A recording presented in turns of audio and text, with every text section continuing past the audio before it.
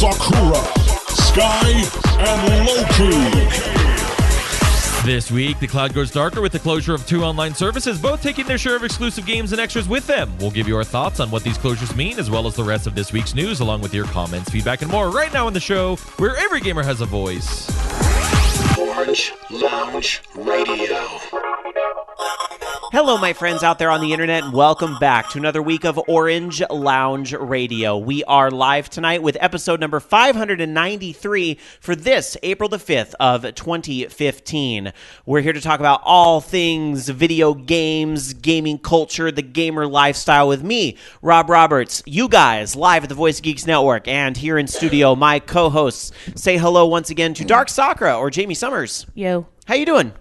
I'm okay. Yeah, you sound better this week. I'm glad to hear you feeling better. I feel quite a bit better, although another nap wouldn't be sad. Naps are the best. Naps are like escaping reality, except you get to hang out in your own fucked up brain. Is that a getting old thing? Like, do we nap as much when we were in our 20s? I don't know. I didn't nap at all when I was a kid. Really? You know, they'd say nap time. I just lay there bored. Like, really? What the fuck? Oh, no. I remember, like, the kindergarten where somebody used to go around and be the little, like, I would never want to be that person because I wanted to sleep. And I would sleep. Siestas to the Not best. me. I just lay there going, bored now. Bored now. All right. Not with us tonight, unfortunately. Tech Master Loki. He has the night off. After all, it is Easter Sunday here in the States, and that tends to be a family day for him. So he's off with the kids doing like a family dinner or something. But we have a fill-in host tonight. Very happy to have him on the show. Sometimes you hear this guy drop into the show to say a thing or two here or there, but usually he's working, but thanks to the holiday, the flip side of that is he's off and can join us here in studio tonight. Say hello, everybody, to Alan. Hello. How you doing, Alan? Good. Good. Well, what's new with you? Not much. Yeah? Same old, same old? Yeah, we'll get into it in my gaming week. You get into it in your gaming week a little bit? Yeah. Well, I want to talk. I'm gonna spoil it a little bit because I have to talk about this now because this is kind of your claim to fame right now, right? Please don't phrase it like that.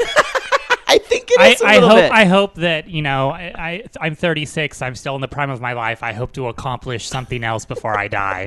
Okay, well, let's get into it. So, a game that you've been playing an awful lot of, and if we've to the exclusion of all else. We've talked about this a little bit on Horde House and even a little bit here on OLR, but just to talk about it, what game have you been playing more than any other where you've been excluding everything else because of it? Diablo 3. Diablo 3. Yeah. And what's going on in Diablo 3 right now? There's a bit of a transition happening tonight, right? Well, as a part of the whole Reaper of Souls revamp of the game, they introduced these things called seasons, where it's a different world state, where you create a character and your slate's been wiped clean. No recipes, no gems, gold, level 1 character. So everyone is sort of starting at the same, jump-off point. And then there are leaderboards as far as how much progression you can do. And then when the season ends, all of the stuff that you earned, your XP, your gems and stuff, then sort of flushes out into your generic world state, which no one really cares about anymore because it's not competitive. And then they start a new season when the whole process starts again. To be fair, the world state does have their leaderboards. They have the eras thing going on where one era is ending with this season. I don't know. It's very interesting the way they broke it down. But basically, it's like for the entirety of a major patch, they call that an era, and that has leaderboards as well for the general state. But you're right. Most of the hardcore players do this when season I thing. Tried to, when you go into a public game and you select that you want to do a rift with, 3 strangers on there, in the seasonal environment, there were like 500 or 600 people. This was like at 7 or 8 at night, prime time. 600 or 700 people that were in the public pool for rifts. I then switched to the default generic world state, and there were 12. Wow. So yeah. Just to give an example. Okay, so those leaderboards are going on, and Season 2 ends tonight. It ends tonight, right? 9 o'clock. At the end of the show tonight, the season will be ending. Yes. And Season 3 will begin in a few days, right? A week. Okay, so let's talk about those leaderboards for Season 2. Yes. And your big life accomplishments. So you are actually on one of these leaderboards. I will probably drop 20 or 30 spaces by the time 9 o'clock hits. But I'm rank 629 out of the top 1,000 for Witch Doctor solo. So you are one of the top 1,000 Witch Doctors in the world. For this right season. Now. For this season. Yes. But that's still crazy. Ooh, I know. It's Ooh, ding dang. Well, the bing bang. Do you enjoy the witch? Is that like your go-to class now? The thing is that for this season, I was going to main a demon hunter, and I got my demon hunter really souped up with like ice arrows. I found this one spec on Reddit, and I was like, ooh. And what happened is there's this new legendary gem that basically takes a legendary weapon and makes it level 1, so you can twink out a level 1 alt, and then you get extra XP per kill, so you can get from level 1 to 70 in an afternoon, and you've got this legendary weapon that normally a level 70 could do. So I was like, I want to try out this new thing on a witch doctor. So I got a legendary staff, and I put the XP gem in it, and I got my witch doctor to 70, and I'm like, okay, now I need to gear her out, and she ended up becoming my main, to the point to where I was starting to be competitive. And where you're one of the top 1,000 in the world now. And even though even though that doesn't sound like a big deal, I mean, you have to remember on these leaderboards, you go look at the names, you got a lot of like Russian names coming from probably Chinese players and other countries. So, I mean, that's still darn impressive, Alan. Don't sell yourself short. The top 200 or 300 are all rifts. And the rifts are what you do. That's how the leaderboards are determined, is you go into this thing where you have to kill a certain amount of monsters to spawn the boss. And then when you kill the boss, then it does a timestamp. But then you're also fighting against the clock, where if you can't kill enough monsters in time to spawn the boss and kill the boss, I think it's like, 12 minutes, 15 minutes? Yeah, 15 minutes. Then you can still finish it and get your loot, but you didn't beat the clock, so you don't. It's like a dud. You didn't qualify.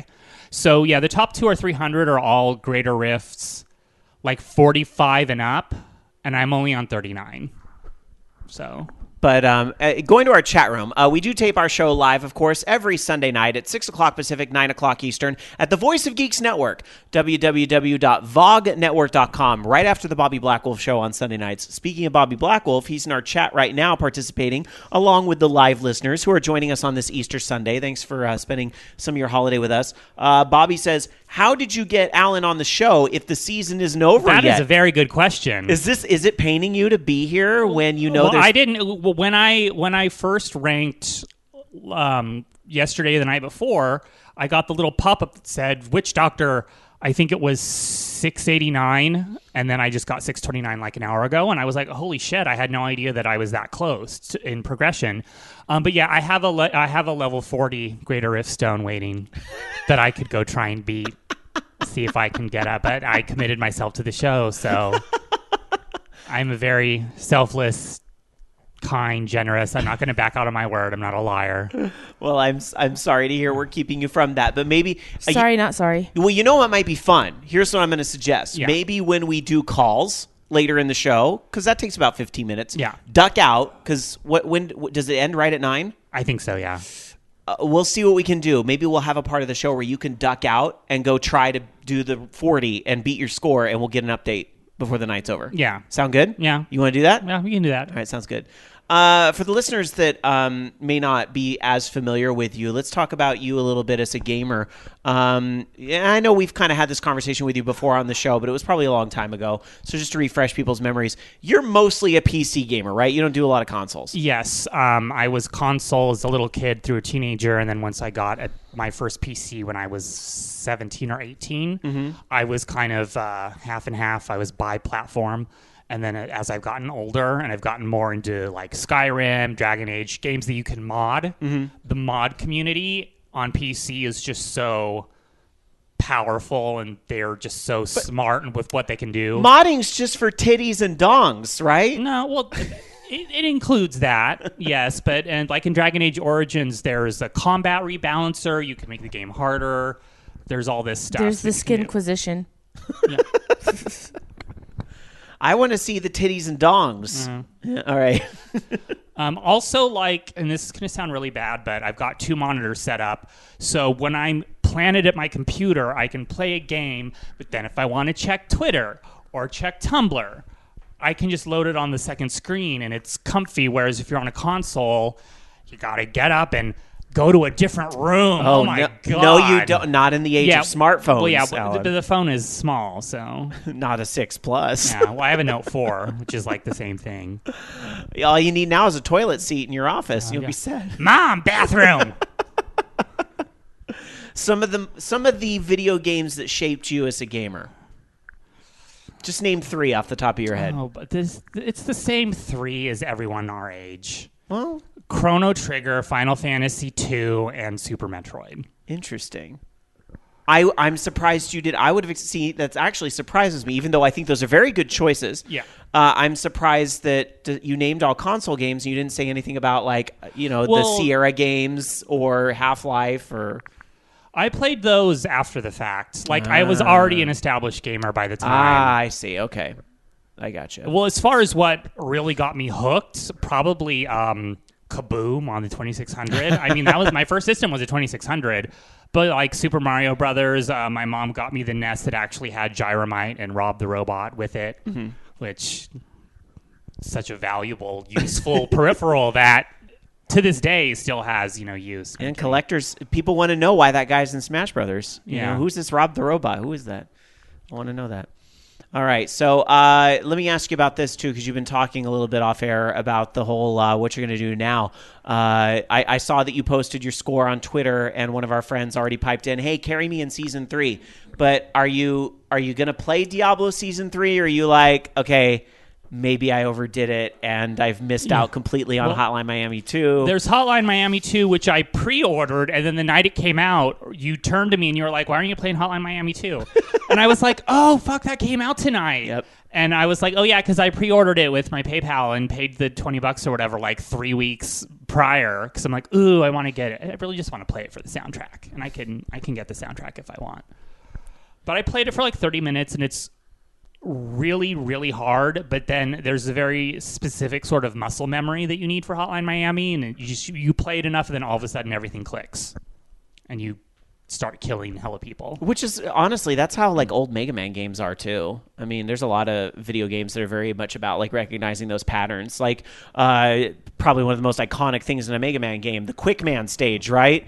And either... The dragon jump. Yeah, or the Dragon Jump. I always think of the Quick Man stage, and either you can do it without using Flashman's freeze time, or you can't.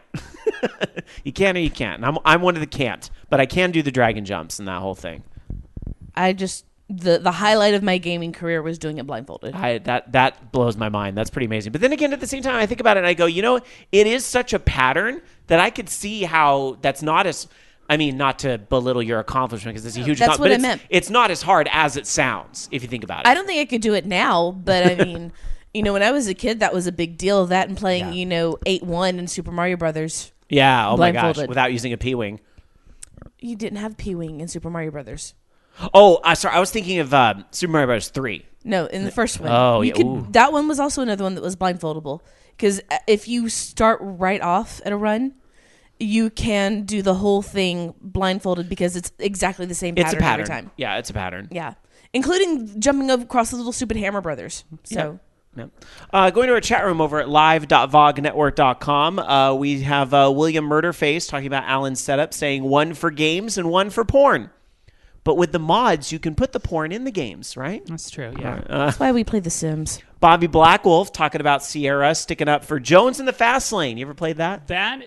When you covered that a couple weeks ago, that may be one of the Sierra games I had never heard of. Really? In my life. I didn't play the police quest games that with the sheriff from Los Angeles County or something like helped write or whatever. Mm-hmm. But yeah, Space Quest, played all those. King's Quest, Quest for Glory, the Dynamics games like Trolls, like all of that stuff. I played Willie all that. Beamish. Leisure Suit Larry, Willie Beamish, Torrance Passage, which is what Al Lowe did after he did Leisure Suit Larry. Kyrandia, the third company. Did you ever play that one too? Yeah, I think so. So I played all that at Jones in the Fast Lane. I've never heard of that game before in my life. Interesting. We should check it out. Don't listen to what happened on that episode. It's a great game. All right.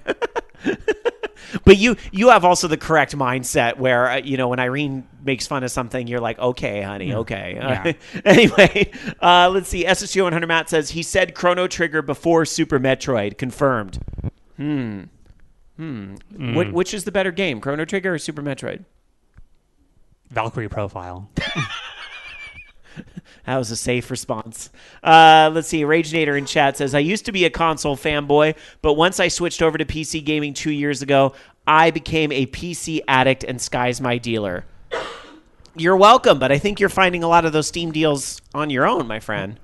Don't forget, sometimes necessity puts one from a console to a PC. And the sales and everything, too. I mean, for me, it was physical necessity after I had my hand surgery. Right. I stayed up playing, after my first surgery, I think I stayed up like all night playing through like most of Blue Dragon. Mm-hmm. And then my hand hurt so badly. It was just cramping. And since then, I haven't been able to hardly hold a controller for very long. All right, yeah, that's a very valid point when it comes to the whole keyboard, mouse versus controller thing, is that maybe because of the way your hands are, you can't use one or the other, so who knows. All right, anything else we should know about Alan Alchemy before we get into some other chat for tonight? No. Do you have anything you want to plug while you're here? No. You don't have your own podcast anymore. I know you had one a while ago, but Twitter, anything like that? Nah. All right. People that want to get... listen, everyone that would be listening to this is already following me. All right. Fair enough. All right. Let's get into some kickoff topics here. I just want to quickly talk about, this week was April Fool's Day, and we're not playing a prank on you tonight. I swear. We don't have an April Fool's prank for the show tonight. Maybe the fact that Alan's filling in for Loki. Ha, ha, ha. Hey. I don't know. Just kidding. Well, we like having you here. But I kind of feel overall this year, the pranks for April Fool's were kind of not as big as we've seen in years past. Were you on Tumblr? Sorta. Did you experience copy? Yeah, I didn't even click. I didn't click that stuff. I didn't change my URL. I was like, nope, I see that in the corner. I'm not clicking it, and I missed the whole thing. It was pretty funny. I heard about it, and I was like, why is everybody changing their name to a corporation? Is this some type of like corporations or people social justice thing? And I just kind of ignored it. It took your Twitter. It took your Tumblr handle and then put LLC Corp. Company, CO. Company, CO, Incorporated. Like, it just put all of these business suffixes at the end of it. It totally had all of the repost and video posts and everything. The links totally looked like they were taken out of Microsoft Word in like 1995. See, I totally wrote it off as a social justice thing, as I tend to do on Tumblr. It was pretty funny, but I was at work for most of the day, so I get back and it's RIP copy.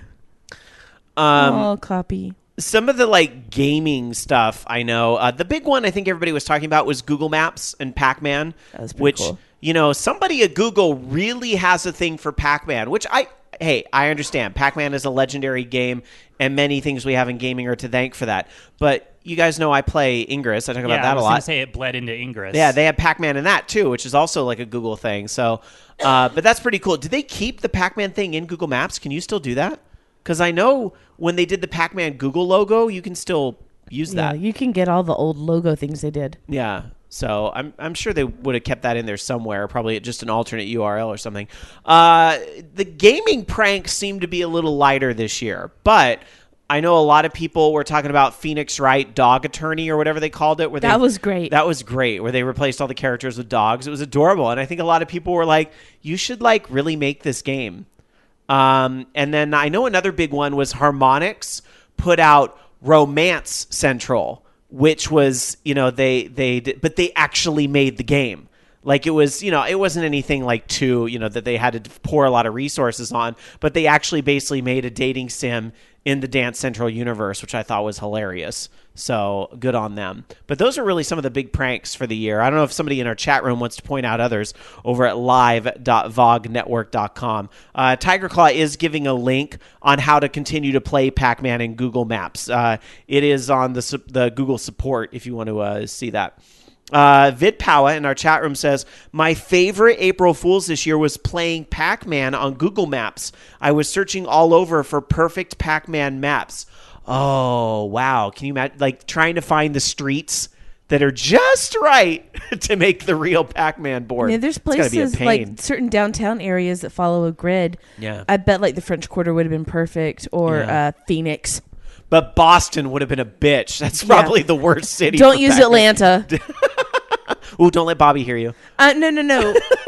I have a feeling Bobby would agree that driving in Atlanta, if you're not used to driving in Atlanta, is utter shite. Maybe next year they can do one where Pac-Man will gain and lose velocity based on elevation, which will make San Francisco a ton of fun. Maybe next year they'll do Super Pac-Man. Maybe. Did you check out any of the Pac-Man in Google Maps, Alan? No. I am just at an age where I'm like, I am barely going to touch the internet on April 1st. So if there is stuff that's legitimately good, and I know there is, I am making the sacrifice of I'm going to miss all the content, even the good stuff. I just don't like being on the internet on that day. I'm kind of with you. And then I have friends that are like, oh, but you do a funny video game podcast, so get the fuck over it and just enjoy April Fool's Day. And I'm like, I'm not telling other people they can't have fun, but I just the fact that it's a whole day based on lying and just... On my Facebook, there are still stories from the first that people are just now seeing that, because it's not the first, they're posting thinking that it's real. And it's like, look, when it was published, it's, the 5th, and we're still dealing with this bullshit. That's what I don't like about it. There was some movie announcement. I'm trying to think of what it was, but yeah, so the stuff doesn't go away once it hits the 2nd. There's sort of a ripple effect, even if it's a good joke, and then people will be still taking it seriously a week later. And I hate all of it. Dark Tetsuya in chat says, I remember seeing something about a big head mode in Diablo 3. No, I missed that. How did you miss that? It's just not being on the internet? I was probably just playing it. So let's see. Bobby Blackwolf says he agrees Atlanta was horrible for Pac-Man maps. So there you go. Raginator saying the best all-time April Fool's prank was EGM's Shang Long prank. Oh, I think we talked about this a little bit on the show last week, but yeah, some of those legendary magazine pranks, that we remember from when we were younger. One of the first big gaming April Fool's things that I can recall, and I'm sure that they're not the first, but probably the most notorious, is when... Warcraft 3, I'm not sure if the Frozen Throne was out yet, which was the expansion, but when Blizzard posted about the upcoming playable race, the Pandaren. Right? April Fool's started all that for Warcraft 3, the RTS. I still like what Guild Wars did when everyone was a wireframe or a stick figure. Didn't they have, speaking of Warcraft, in World of Warcraft, one of their jokes one year was a whole riff on the fact you could do pizza in EverQuest 2. You could do Panda Express or Pandaren Express or something like that in World of Warcraft. That was funny. See, the jokes this year from Warcraft weren't quite as good as some of those. The Molten Core 2600, I think, was probably their best. The April Fool's pop-up for WoW should just be, you're still paying for this. Don't be mean. You're being mean. All right. Let's talk about our gaming weeks. We talked a little bit about all the foolery online this week. Let's talk about our gaming weeks a bit and the types of video games that we have been playing this week. Dark Sakura, we'll start with you. I haven't had time to play a whole bunch of stuff, just between feeling pretty crappy and having a lot of writing I wanted to get done. I did sit down and put a little bit more effort into the Jaws of Hakon DLC for Dragon Age Inquisition, and that was pretty cool. I'm definitely glad that I went back to a save before I beat the game. And by this point, I don't mind giving out the spoiler. If you beat the game, you don't get Solus. So if you want to hear him say all kinds of cool stuff in the DLC, do it before you beat the game. Yeah. I'm just saying this right now. I also went back and actually found the save before he broke my Inquisitor's heart, the bastard. So it's been pretty fun playing it. His commentary really, though, that makes the whole DLC for me. I've also been... I started the Final Fantasy Record Keeper thing, except then I had to leave, so I actually only got through the intro. And I've got Theatrhythm, which I've been playing a little bit of. There you go. I'm late to the Theatrhythm thing, 15 minutes with Starbucks. Better late than never. Yes. When you play Record Keeper in bed and I'm listening to it because I'm dinking around on my phone, probably watching Vine, I'm like, everyone is playing this for the music. because I'm all of a sudden like a wave washes over me and I'm 15 again, and I'm like, why are they playing the Magitech music from when you go to Emperor Gestalt in Final Fantasy 3/6? Because it's just background music of one of the things in Record Keeper. And I'm like, that's hypnosis, brainwashing. They put all those 16-bit songs in there, and that's why people are playing it. The Record Keeper is a far better free-to-play game than the ATB or All the Bravest or whatever that thing was, which was really one of the most awful mobile phone games I've ever played, honestly. But Record Keeper's great. There's one or two other free-to-play games they've put out. There are. What's notable about Record Keeper is that it's by the same company that Nintendo is partnering with for the mobile. So, you look at Record Keeper, and it's actually a pretty, decent mobile game that tickles that nostalgia factor really well, as Alan is pointing out. And what I also noticed is that although the pay element is there, I noticed it doesn't really shove it in your face. Like, it was kind of hard for me to figure out how to buy the gems that you could buy. So... I think that game's definitely worth a look if you want. I think it's a little bit like most of the battles are just auto attack to get through it. But then again, that's really a lot of the old Final Fantasy games anyway, is that it was just like A until you got to a boss. Then you really had to think through the strategy. At least if you grinded out your levels. If you weren't willing to grind out your levels, it might be a little more difficult. Until you get to that one certain point where you're like... Third Knights of the Round, Quadra Magic. Yeah, right. Mimic. Go make a sandwich. Which I have proven can be done. Fifth Dream in chat talking about the Final Fantasy Record Keeper saying new characters with 8-bit sprites is the best. Yeah, that's kind of like the real retro cool thing is seeing what they did with Final Fantasy 7 and 10, putting that in the retro graphics. And I really hope they do like 11, and I don't know if 12 comes up later. I haven't got far enough in it yet, but... I just started getting stages from Final Fantasy VI, and now I'm distracted by this whole, there's the Shinra Tower with 100 levels in it, and you can get Tifa. And I'm like, so I got to do that. Anyway.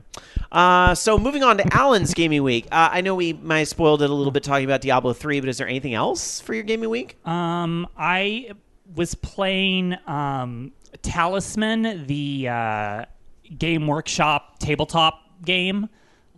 It's got a Steam port to PC. So I was playing that, where it digitally rolls the dice and it moves your token around the board. Because I played Talisman like maybe 2 or 3 games when I was in 7th or 8th grade, and I forgot that it's pretty much just a substitute. I don't want to say it's like a D&D campaign because everyone will get super offended, but it's long to actually beat Talisman, especially if you are playing with the expansion packs. It's like Monopoly, where it could take hours and you have to put the game away up on top of the refrigerator so the game pieces don't get shuffled or whatever. Luckily on PC, you just save and leave. But I got it on hella sale, including the season pass for all of the expansions and extra character packs. So I was dinking around with that just for nostalgia. And it's bloody hard. When you get turned into a frog in Talisman, it's the worst. And then I checked out Hotline Miami 2 for like an hour. I've been playing stuff on my phone, which no one really... Temple Run 2. And trying to do the daily challenge in Bejeweled Blitz. But yeah, Diablo 3. Fair enough. My Gaming Week. I got a new TV, and I bet Alan was so excited to see me spend all that money on a new TV. I got a 60-inch TV, because the TV we had before was, 38? 37. 37 or 38? It's one of those things where you're in an apartment, yeah, and your 37-inch TV is great, perfect. Yeah.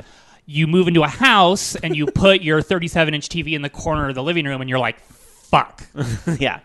So that was one of the things I wanted to get was a new TV. And plus, I crack up when I see the TVs at the store and they have that refresh rate that's so good that like when you watch a movie, you're like, this is like watching community theater in front of my face, right? Yeah. Like, so I was like, I'm going to get one of those. So sure enough, I found a great deal on a last year model Samsung.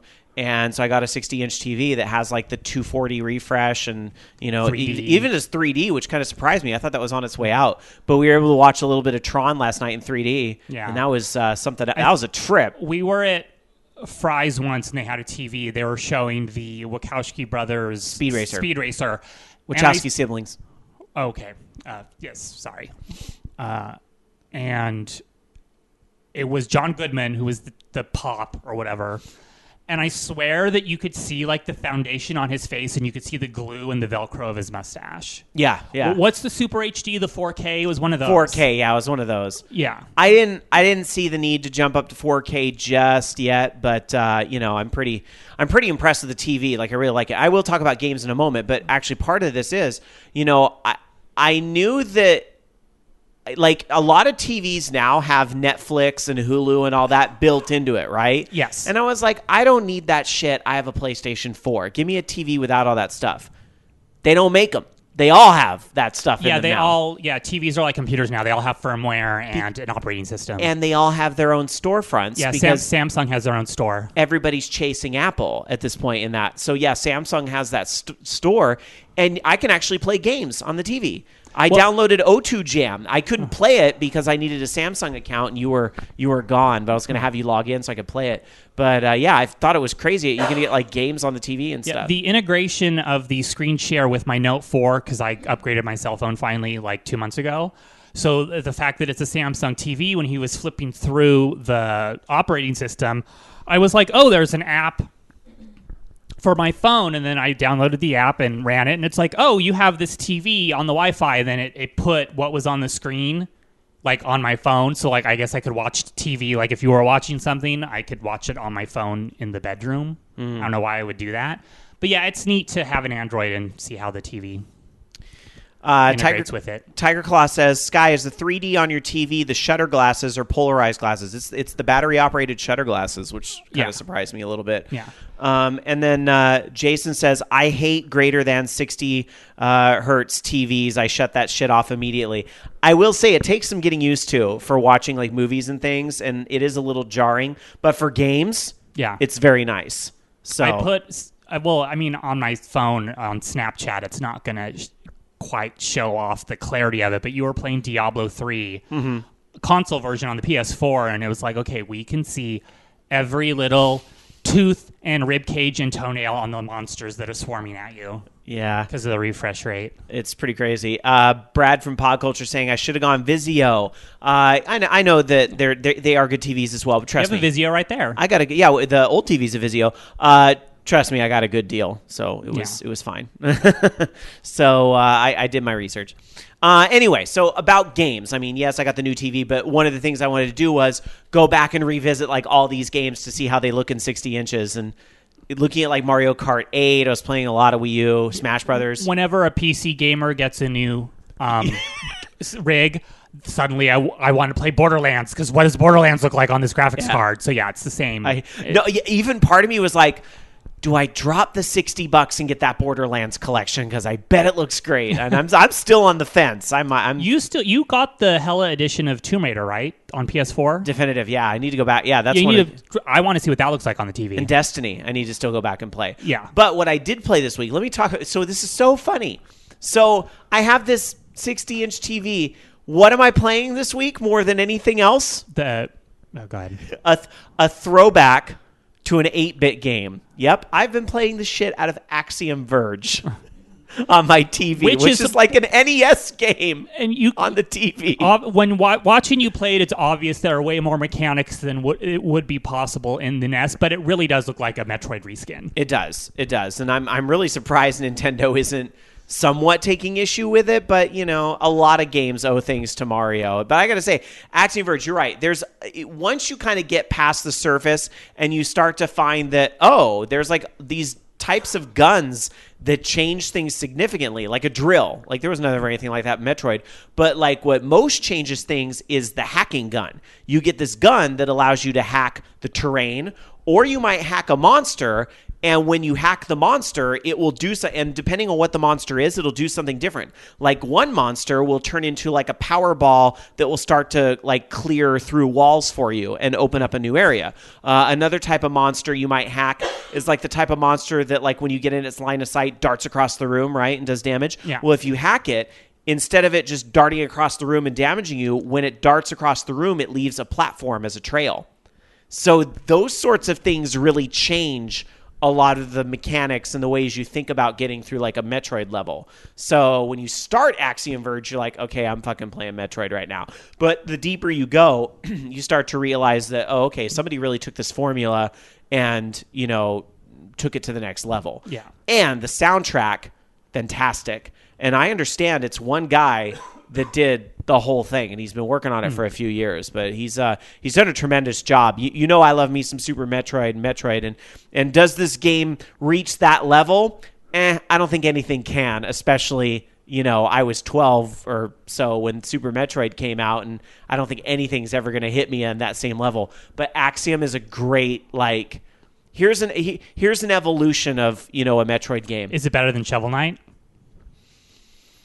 That's a real tough question. They're different types of games.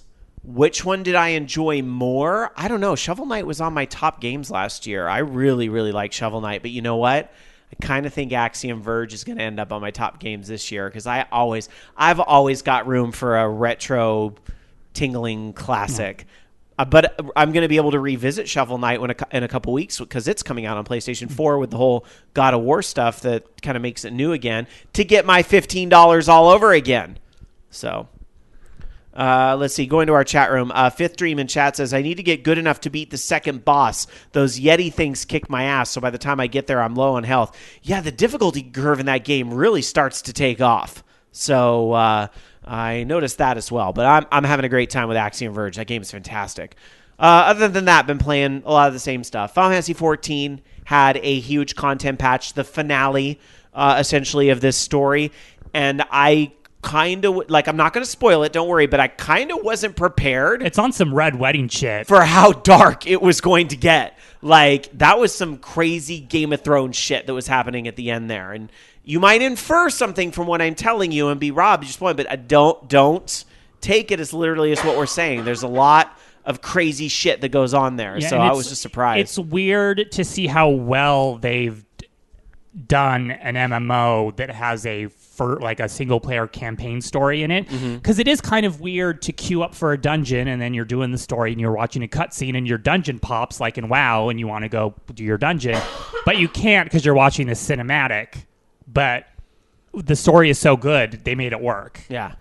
Because, like, I mean, in WoW, you might have a cutscene when you beat a raid or, like, at the start of a new expansion, but otherwise you're just playing the game. Mm-hmm. But in 14, there is definitely an overarching story, and there's, like, it's like a novella. Yeah.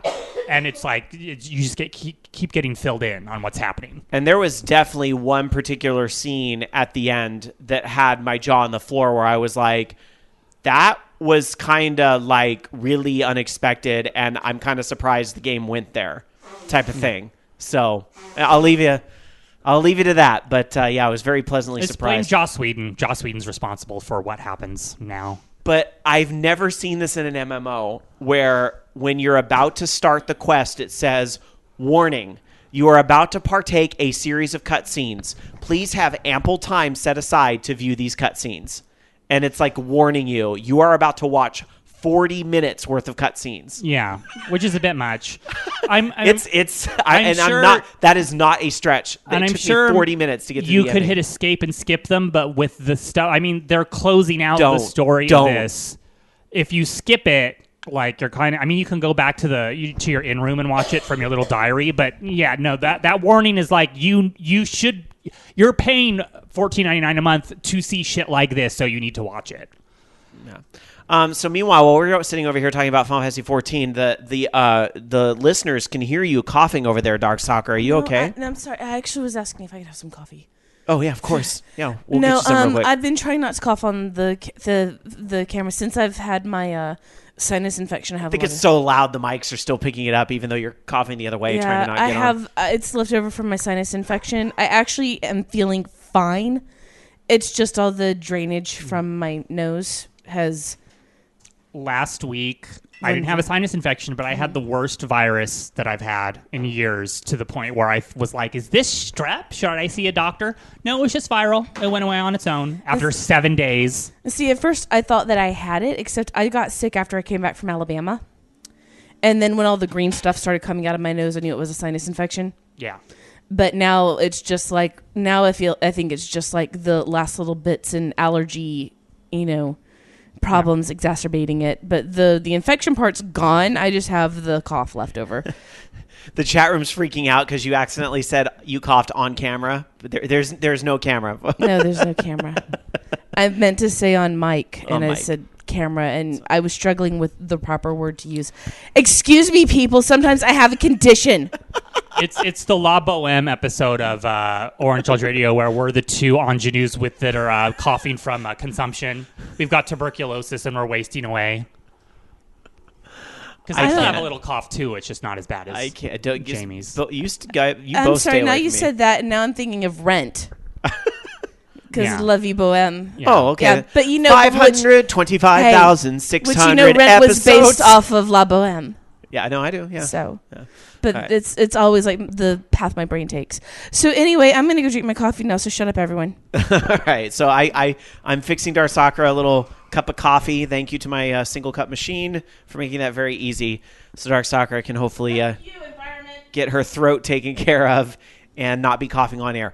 All right. So meanwhile, while we get that taken care of, we're going to get into the news here quickly, but I do want to go over some housekeeping real quick. First off, for us, next Saturday, or this coming Saturday, April the 11th, we will be live on VOG Network all day from 10 a.m. to 5 p.m. Pacific time. Understation Live should still be on at their normal time later in the evening, but we will be live during the day from the Sacramento Indie Arcade. And you can hear all about this on last week's episode where we had Brianna and Gabriel were here from the Sacramento IGDA talking all about the event. But we're going to be broadcasting live, and I'm going to be perfectly honest with you guys. This is something we haven't done in a very long time. And the last time we would broadcast live from an event, it was a DDR tournament. So it was a very different type of vibe. So this is, I would think the last time we did anything like this was maybe PAX 08 when we were with All Games and all of the All Games hosts came together to do some stuff there. But this is going to be very different. So I don't know what to expect. It's going to be a live experience, but it's going to be great. The event itself, if you're in the Sacramento area, they've got some great guest speakers. They've got a documentary that's running. They've got a ton of games coming in, including something Dark Sakura is bringing. Yes, we are pretty much going to do our very best to bring our very own jackpot. Dan's like, well, we can bring World Cup soccer, but I'll disable the soccer ball. I'm like, you are not disabling the soccer ball. We are taking jackpot. Because I'm not going to play World Cup where the soccer ball doesn't work. So if you want to tilt Dark Sakura's stuff, come on down to the Sacramento Indie Arcade event down at Cafe Colonial and the Colony next door. Orange Phlegm Radio. I'm just it's Passover, right? Right. It's Passover. So we speak a lot of Hebrew during Passover, and like Lewis Black says, Hebrew is a phlegm-based language. I'm practicing. I'm kidding. I don't know. That was really awful. All right. And SSG100 Matt in our chat room says, I forgot to take off from work to be around to listen. Well, we are going to be recording it, and as long as we can get all the legal stuff taken care of, because, we'll have speakers involved. We just have to make sure all the lines are crossed and dotted with that. As long as legally we can bring it to you, we are going to offer an on-demand after the fact. But I can't guarantee it'll all be there, so do be here live. Just so you guys know, this may impact next week's live Orange Lounge Radio. Loki's told me already he can't be here next week live.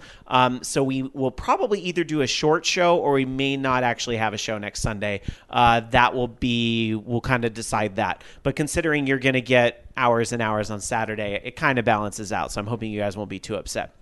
So that is what we've got going on next weekend. But get this, did you know our pal, Bobby Blackwolf, and I talk about him an awful lot because, he's a big part of the Voice of Geeks Network, and his show is on before us here live on Sundays.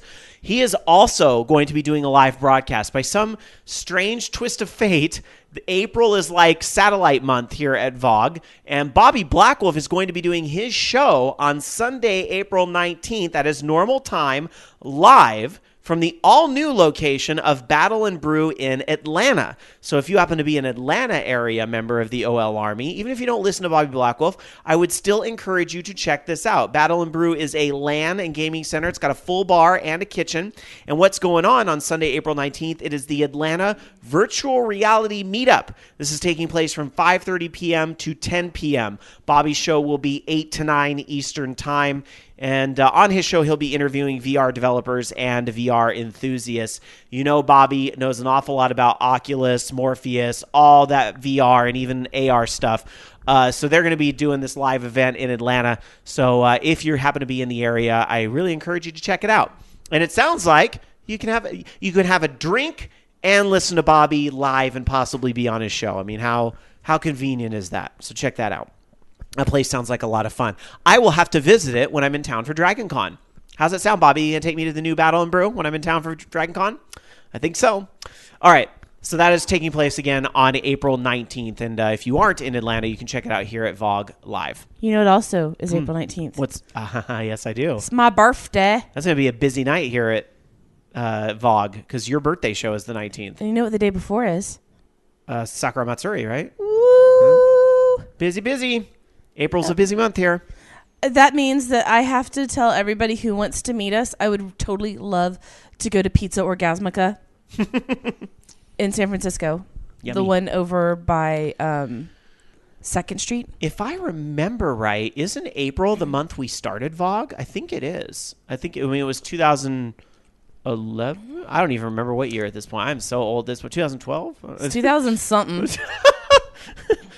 But I think April's the month we actually started VOG. So Pizza Orgasmica. Yes. Good stuff. All right. And Bobby Blackwolf saying that we'll go to the Battle and Brew when I come out for Dragon Con. Excellent. Sounds good. All right.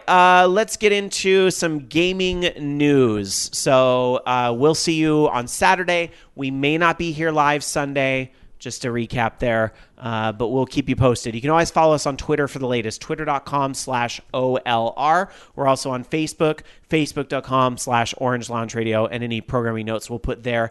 And on our Google Plus for ye few who are loyal to the Google Plus, google.com/+orangeloungeradio.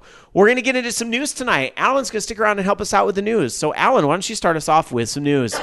So if you were one of the few that used the Onlive cloud video game streaming service, boy, are you having a bad week.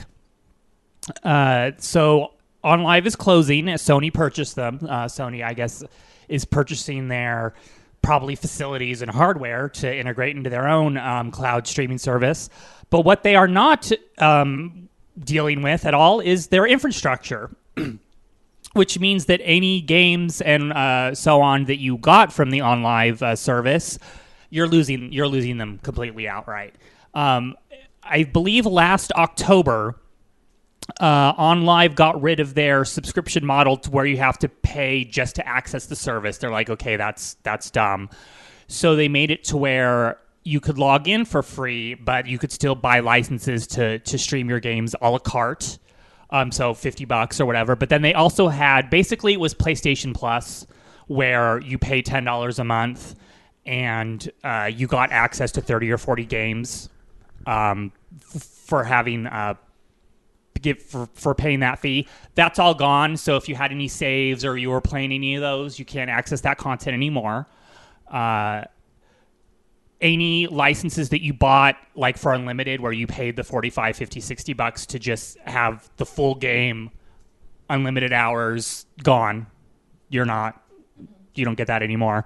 If you paid an additional fee for the CloudLift service, what CloudLift service did was it was a hub between your Steam library and your Onlive library, where it would actually take some games that you had bought on Steam and pipe it through the Onlive system. If you had that, your achievements and your saved games, because it's a part of the Steam cloud, that's all fine because you're a Steam user. But otherwise, those games, if you were playing it like on a Mac, because a lot of Mac users were using Onlive too. Yeah, this really blows for them. I Yeah. mean, and this is exactly what makes people wary of doing digital purchases, right? Is the fact that what happens if the server goes down and I can't play those games anymore? Well, think about how many games we both own on Steam. It's basically the same thing, except Steam is more established, which I know is kind of like a chicken and the egg thing. OnLive would have been established too if more people used it. Right. But Steam's also made very clear that they have a button. Yeah. And if they push that button, there's no more DRM in any of the games that you bought. The question just is, would I ever be able to re-download them again? What if I lost my library in a hard drive failure? Yeah. I guess that would be on me to make sure I back all my crap up. But, I know you have a lot of Steam games. I have a lot of Steam games. Loki has a ton. Dark Sakura has a ton. So, it's going to be... But I kind of also don't think Steam's really in a position where they're going to close their doors anytime soon. Yeah. But what if Microsoft, Sony, or Nintendo pulls a Sega someday? And I'm not saying that's something that's going to happen anytime soon or trying to start clickbait hysteria, but we have seen it happen where a console manufacturer ceases to make consoles. What's going to happen to all the games I bought online at that point? Does Microsoft have a button they can push? Yeah. Or guarantees that it'll be around forever? I mean, maybe because they do Windows as well, and Sony has a big business, but you never know what might happen, right? So this is definitely buyer beware with digital stuff. And then, I think it's probably Mac users who are using this as a way to stream to their Mac with that, because for whatever reason they don't want to do Boot Camp or a dual boot solution to boot into Windows whatever. So they're screwed with the fact that, aside from a handful of companies, can't really play Splinter Cell or Call of Duty on a Mac. So I think they're getting hit the hardest. Anyone that paid $50 for a full license was hit. And then I don't know how much this costs retail, but OnLive also had basically like a little... it's about the size of an NES cartridge. It has a controller port and a USB, and you hook it up to a smart TV like the one we have, and it would allow you to use... It was basically just their interface to your TV. So you could do the cloud streaming to your TV if you didn't have a computer. Great, right? That hardware is useless now. The controller and the little NES-sized OnLive Are rocks. Yeah, they're rocks. Wow. Rama in our chat room over at live.vognetwork.com suggesting that if Steam were to ever close, someone would put together a torrent of Steam games. So even if Steam couldn't give you your games, they would be somewhere in the cloud thanks to piracy, essentially. Yeah. And then you'd have to, is it ethical? You have to answer all those tough questions. But he's probably right. That is probably what would ultimately happen. Yeah. But wow, now Sony has absolutely no obligation to look at the terms and conditions of what OnLive was and carry over all of those licenses and all of that infrastructure. Not really. They had no obligation. So I mean, it is because Sony bought them that it's like, sorry, but your shit's getting dropped like a hot rock. I wonder if that's going to cause Sony any backlash. I don't know. I think there'll be a couple angry rabbles, but in terms of sales and so forth, I just don't see that that's actually going to have a resonating impact. If you bought the TV OnLive little mini console after February 1st of this year, you are eligible for a refund. If you, I believe, have maybe a receipt. That was in the story that I'm referencing. But if you had one of these things before, and if someone on chat wants to tell me how much this thing cost, maybe $30-$40, I'm too lazy to look on Amazon. So if you bought it after February 1st, you can get your money back. Bobby in chat saying Sony just bought the patents. They didn't buy the service. It's just that OnLive can't use those patents anymore since Sony owns them and isn't licensed to them. And that's from live.vognetwork.com. Well, I figured it was a hardware thing too, like server space and the bandwidth. And it seems like Sony might be also kind of like distancing themselves a little bit by being like, we're taking this, and the rest is going to not be able to sustain itself. Basically, it's kind of like, oh, we don't have anything to do with that other part, even though, But that's it's going to be a question that people are going to ask themselves now about digital distribution going forward, is what's going to happen. But to be fair, there were a lot of people posing that question when OnLive was first this came out. Thing that we joked was the Phantom when the Phantom was like, because remember that system? It was kind of the Phantom too. It got a lot of people didn't think it would work. I mean, isn't this funny that even 6 years ago or whenever this thing first came up, maybe longer than that, maybe it was closer to 9. I think it was at E3 2006 when this thing first showed up. But people were really joking about like, and even we were part of it, to be fair, like, oh yeah, you're going to be able to stream an entire game through the cloud, and it's just going to, yeah, I'm sure that's going to be great technology. You're going to have frame skips like crazy and and it's kind of like, well, actually, they did kind of make it work. Props to them. Well, those are those worked. patents probably that Sony bought, is the fact that Onlive actually worked. Yeah. It just wasn't sustainable. The technology. But the problem is that, and I remember giving it hell for this when it first came out, is that the games were the same price. And I've said this time and time again on OLR. If there's no equity in the games that I'm going to buy, then the games should not cost the same. I think when it launched, you also had to pay to subscribe to get access to the service. I think that went away real quick. They did get rid of that, and they made the PlayStation Plus model, but yeah. So it was kind of double dipping. Yeah. So, yeah, and I think if the games had cost half as much, it might have done a lot better, but they probably couldn't get that type of arrangements from the publishers. But I think that's why Steam does well. People are willing to throw a lot of money at games when it's only 50 cents or $1 at a time. And now you see PlayStation kind of getting at that model too, and even Microsoft's starting to sneak up on that too, where they're doing Origin the deep needs to discounts. learn. Origin, I think, has really improved, though, since it first launched, in all fairness. Origin's problem is that they really only have EA games on it. They have a few others. I think, like Square Enix. There's so many free games where it's like Syndicate, which I played in like 92, 93. It was a CD-ROM game, really, really hard. I think it was kind of like Shadowrun. So like Syndicate, if you remember that game, if you're old enough, it's free. Take it. Yeah. Sims yeah, 2. I got all that when it went free. And then Sims 2, and they just, all of Sims 2 here. And all the mods expansions. still work. Yeah, they do. They do like their free game giveaway once a month or so, just for the hell of it. So kind of interesting. And I'm sure by the time a brand new like Mass Effect comes out or something, they'll give away like Mass Effect 1 just to try and lure people into the franchise type of thing, So anyhow, moving on, let's talk about some other big news that happened this week. Nintendo had another Direct, and a lot of news coming out of this Direct. I'm going to tell you about a lot of the news, and Jamie's got a follow-up here with some of it as well. But I want to talk about what happened at the Direct on 4/1. No fooling. This news. Lots of Smash Brothers updates. Mewtwo coming out later this month. If you registered, you're going to get it a little early than those that are going to have to pay to get it as DLC. There's also going to be an upcoming update that will add some skins and so forth, and that update also coming out on April 15th. Some other announcements that came out was that Lucas from Mother 3 will be joining as DLC. This is a highly demanded character for the game, even though Mother 3 isn't even out here in the States. I guess in Japan especially there was a huge outcry for Lucas to come back to the game. So Lucas is coming back as DLC. And they mentioned that you can vote now. Voting is open for whatever DLC you'd like to see in the game next. There is a group on Tumblr petitioning to have the careless Wiimote controller guy I've seen that.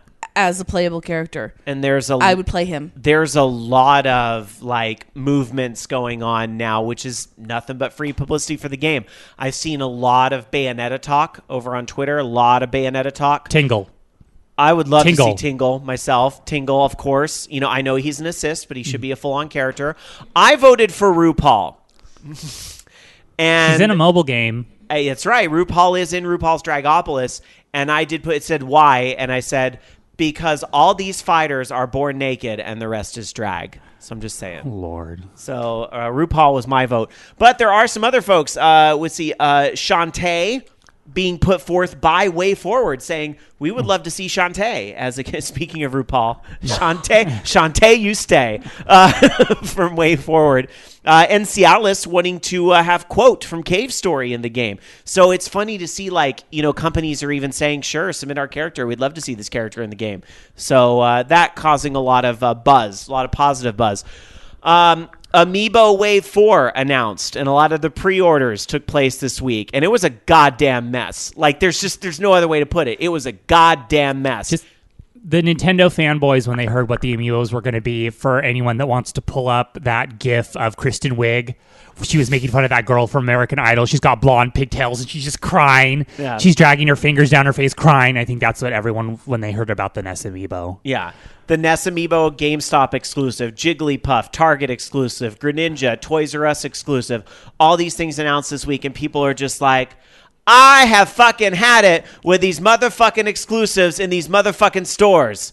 Like, and Or they're rubbing their credit card violently against the screen, hoping that amiibo will pop out. And yet again, because of port strikes, please understand we have a shortage here in the States. Even though that's not a problem in Japan, Akuma JP can walk right into a store and still find a Wii Fit trainer. You kind man. Thank you very much for that. But he can still walk into a store and find whatever amiibo he wants. Meanwhile, here in the States, people were standing in line for an hour at GameStop with less than 24 hours notice. Stood in line for an hour to pre-order NES because the system's going to handle it. Some people walked out of there with nothing because the NESs were gone because there weren't enough of them. Now, that's shit that you do for like a console launch. call me crazy, but maybe Nintendo could like take the pre-orders well in advance so they could, I don't know, make enough fucking amiibo to meet demand. Like, this shit's getting ridiculous. This is why I am really over this amiibo shit. And I really wanted a NES. It's like Beanie Babies. I really wanted a NES, but 3 words. Fuck this shit. Well, you did jokingly say that if I wanted a token to prove that I really loved you, that I would get you a NES amiibo. Yes. I jokingly said, "Do you want one?" And you're like, "Yes, that will be how you demonstrate that you truly love me."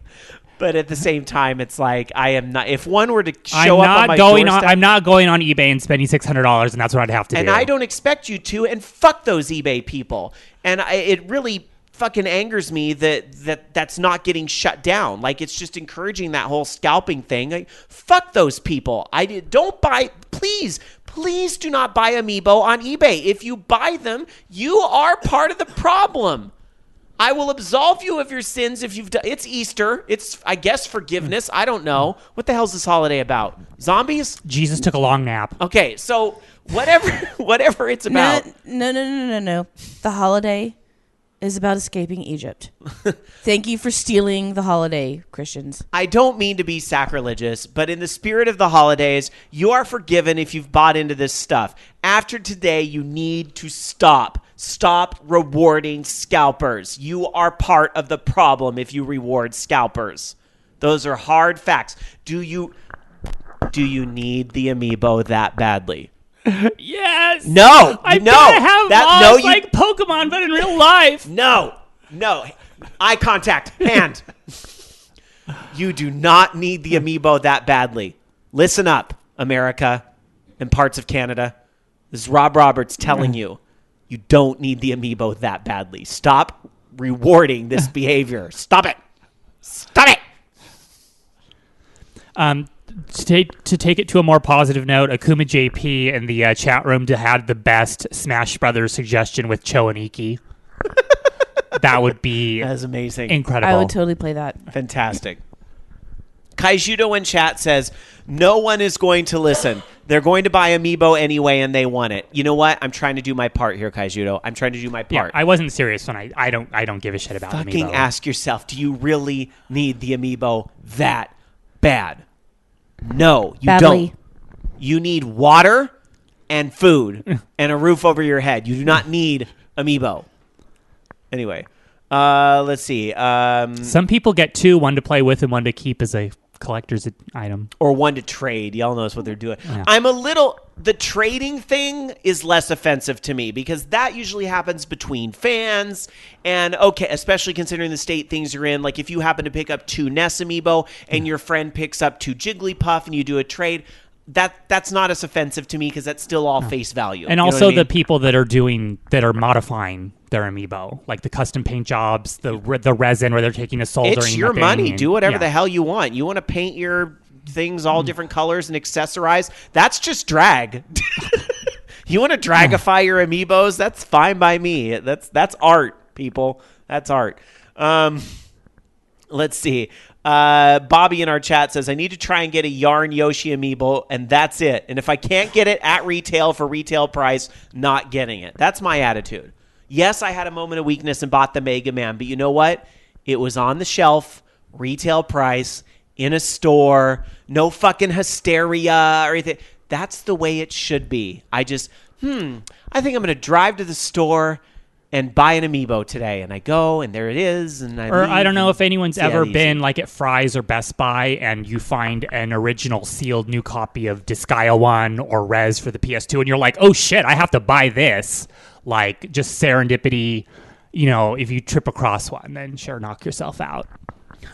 All right. Anyway, there was more to come out of the Nintendo Direct than just the Amiibo news, but I was a little put off for the rest of Direct. My brain kind of shut down because Amiibo was so heavily pushed. If you go read my tweets that I was making after the press conference, I was like, wow, I'm the only fucking person on Twitter that really wasn't impressed with that Nintendo Direct.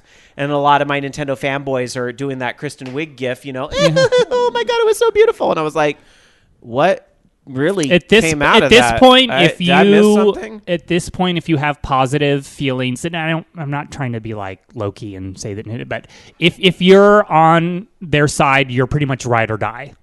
Everything they do is gospel. Yeah, I get that. And it's not to say, like, there was some other very cool things that came out of it, like the whole 200cc mode for free for Mario Kart 8. And also Animal Crossing nice track, is that a part of the free one or no? The Animal Crossing track is DLC for Mario Kart 8. Is it the free one, or is it going to be a paid thing like the Zelda? It's paid, but a lot of people bought both 6 months ago. Oh, that's right. Yeah. But we'll come back to more in Animal Crossing in just a minute. But I want to talk about Splatoon will have split screen mode and ranked battle. So they're going to really try to take... Oh, and of course, there's Splatoon amiibo. And we mentioned the Yarn Yoshi amiibo. And I kind of feel like Nintendo is like now this amiibo thing is just like, okay, it's getting out of hand. Like, fucking control the amiibo you have before you release all this other shit. But anyway, Nintendo 64 and Nintendo DS games on their way to Wii U Virtual Console. There it is, the DS games on Virtual Console.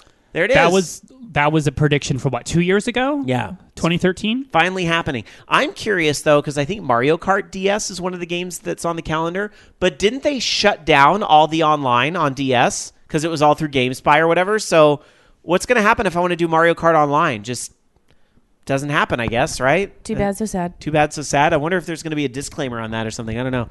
The Nintendo 64 Virtual Console games had the original manual scans. Fatal Frame Wii U confirmed for North America. That's kind of cool. I did like that. Attack on Titan coming to 3DS in May. Ooh. A new Fire Emblem game on 3DS in 2016. Puzzle and Dragons on 3DS dated for May 22nd. There are new Street Pass games for fishing and fighting zombies. I have to admit, wasn't really feeling the new Street Pass games. I kind of live for Street Pass.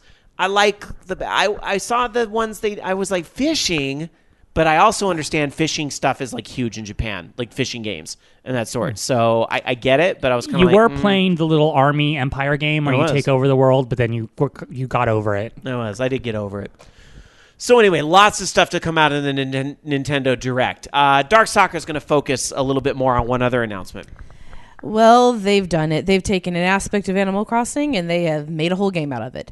We're going to be getting Animal Crossing Happy Home Designer that focuses on home decor and decoration. And coming with that will be amiibo cards with different Animal Crossing characters on it. I wonder if you could take the cards and do them like Magic the Gathering or something. That would be fun. Maybe make a little meta game out of them. That would be awesome, actually. Yeah.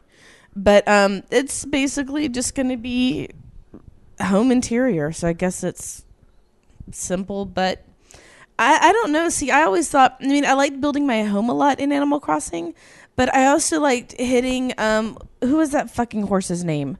Ed. I liked trapping him and hitting him with the bug net until I figured out that he doesn't go away unless you ignore him. So I would just trap him in one part of the town and not have to look at him. That was really why I played the game, was getting Ed to leave.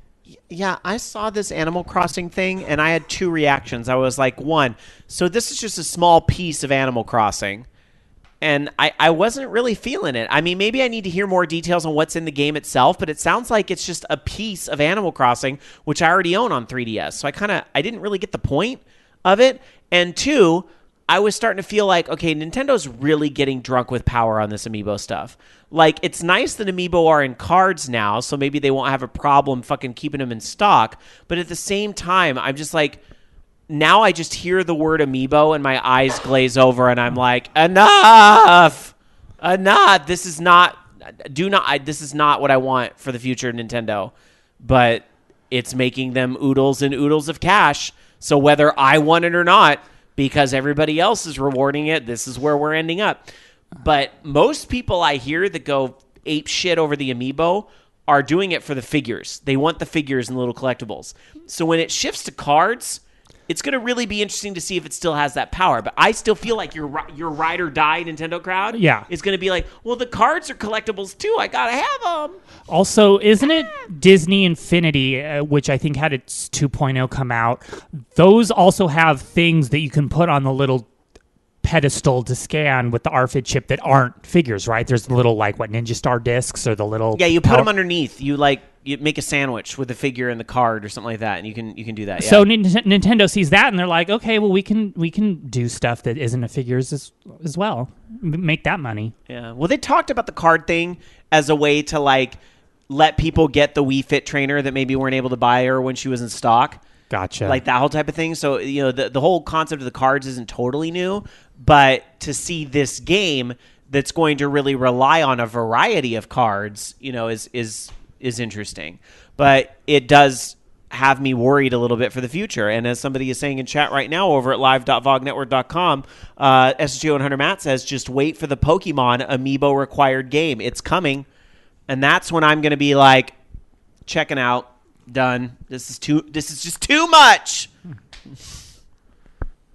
That's. I mean, Amiibo are cute, but when it's going to be required for all the I'm out. Yeah. So Nintendo, just be careful. You're getting a little drunk with power on this Animal Crossing stuff right now. Cool it, or it's going to come back to bite you. That's how I feel. Cool it now. Alan, I have a tidbit about Animal Crossing. Oh boy. Would you like to hear it? Sure. All right. I never actually got on the Animal Crossing train. What was the first version? Was it N64? No. In Japan, it was N64. Okay. Here it was GameCube. GameCube. Okay. Yeah. So for those that played it and put in their hundreds of hours, and they finally moved on to something else, but they miss the music, and they have lots of strong nostalgic feelings for the music. A user on NeoGAF by the name of Andrex created a Chrome plugin that puts a little KK slider, which I thought was the name of like a hamburger or something, a little KK slider in the corner. Total KK. And I bet he still tastes good. It will stream Animal Crossing music from the whole franchise. And it'll, if there's a song that plays when the sun comes up, it looks at your computer clock and will play that. I guess also he has a rock, that character has a band that plays. The DJ KK. Yeah, so Saturday night, there's a checkbox if you want that song to play Saturday at 10 p.m. I would totally install that just so I get the 2 a.m. music from New Leaf. Yeah. So you can toggle what games that it references, and you can let it do its own hourly schedule, or you can say, no, I want you to play this song. I was trying to figure out where these are sourced from to be streamed, and how come Nintendo isn't doing like a C&D just because it's copyrighted music or whatever. I don't know. I got the impression that it is a hidden tiny little YouTube embed, and it's just playing those songs from YouTube, but just in a way to where you're just getting the audio. I don't know how much of a memory footprint that leaves if it makes your Chrome browser sluggish. I also don't know what happens if that song were to be moved off of YouTube. Right. But again, I'm not 100% that's where it's coming from. But when I looked at this article and another article, I couldn't find definitively where they're coming from. But it sounds like it's a YouTube embed. That's a clever idea, though, so that it's like, well, we're not distributing the music. We're just, pointing to where it's at online already for free. Napster. Right? It's the Napster defense. So that's a little silly Animal Crossing story, is that if you really love the music and you use Chrome, get that plugin. It's available on the Google Chrome plugin store. And that won't drive you nuts, listening to nonstop KK Slider music. Maybe Jamie will do it. Can you imagine listening to nothing but KK Slider for a whole week? In the car, at work. I've done it. That's my KK Slider impersonation. That's all the songs sound like. Have you really? Yes. What's your favorite of all the KK Slider songs? DJ KK. Because it's the Eurobeat one. You're going to play it. I'm going to try to find it. I know it's one I've given you. I've had the complete Animal Crossing soundtrack here at one point. DJ KK is the best one. What was the name of it in Japanese? Donbori Forest? KK Eurobeat? Oh, Dobutsu no Mori. Animals Forest. I had it. I thought I had the entire soundtrack at one point. Just look up DJ KK. You've got to search. Jeez, Rab. I don't know. I feel like the joke's lost at this point. No, we have to listen to it now. It's going to take me a minute to find. SSJ 100 Matt just linked something. Thank you, SSJ 100 Matt, for helping. But this says turn down for what? Like, so this has got to be some sort of like parody. Yeah, this is a parody of something. That's not it. People just do all these KK slider parodies on YouTube. Like, here's Bad Romance. Skip ahead a minute.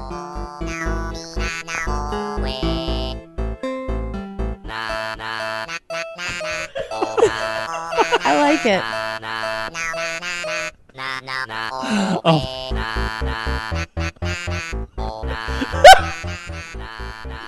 Rob's checked out by the now.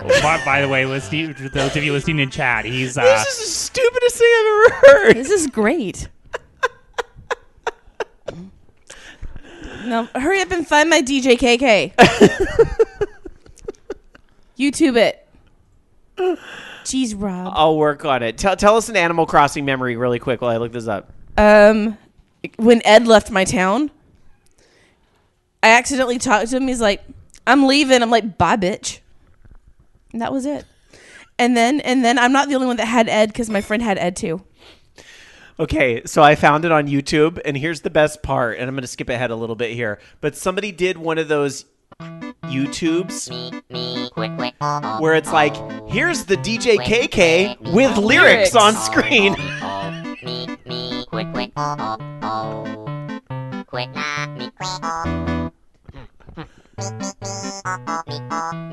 See, it's your beat. I feel like this should watch. This is going to get Find the radio version. This is going to get the YouTube of OLR this week flagged by Nintendo. Watch. Anyway, it's still more understandable than Iggy Azalea when she raps live.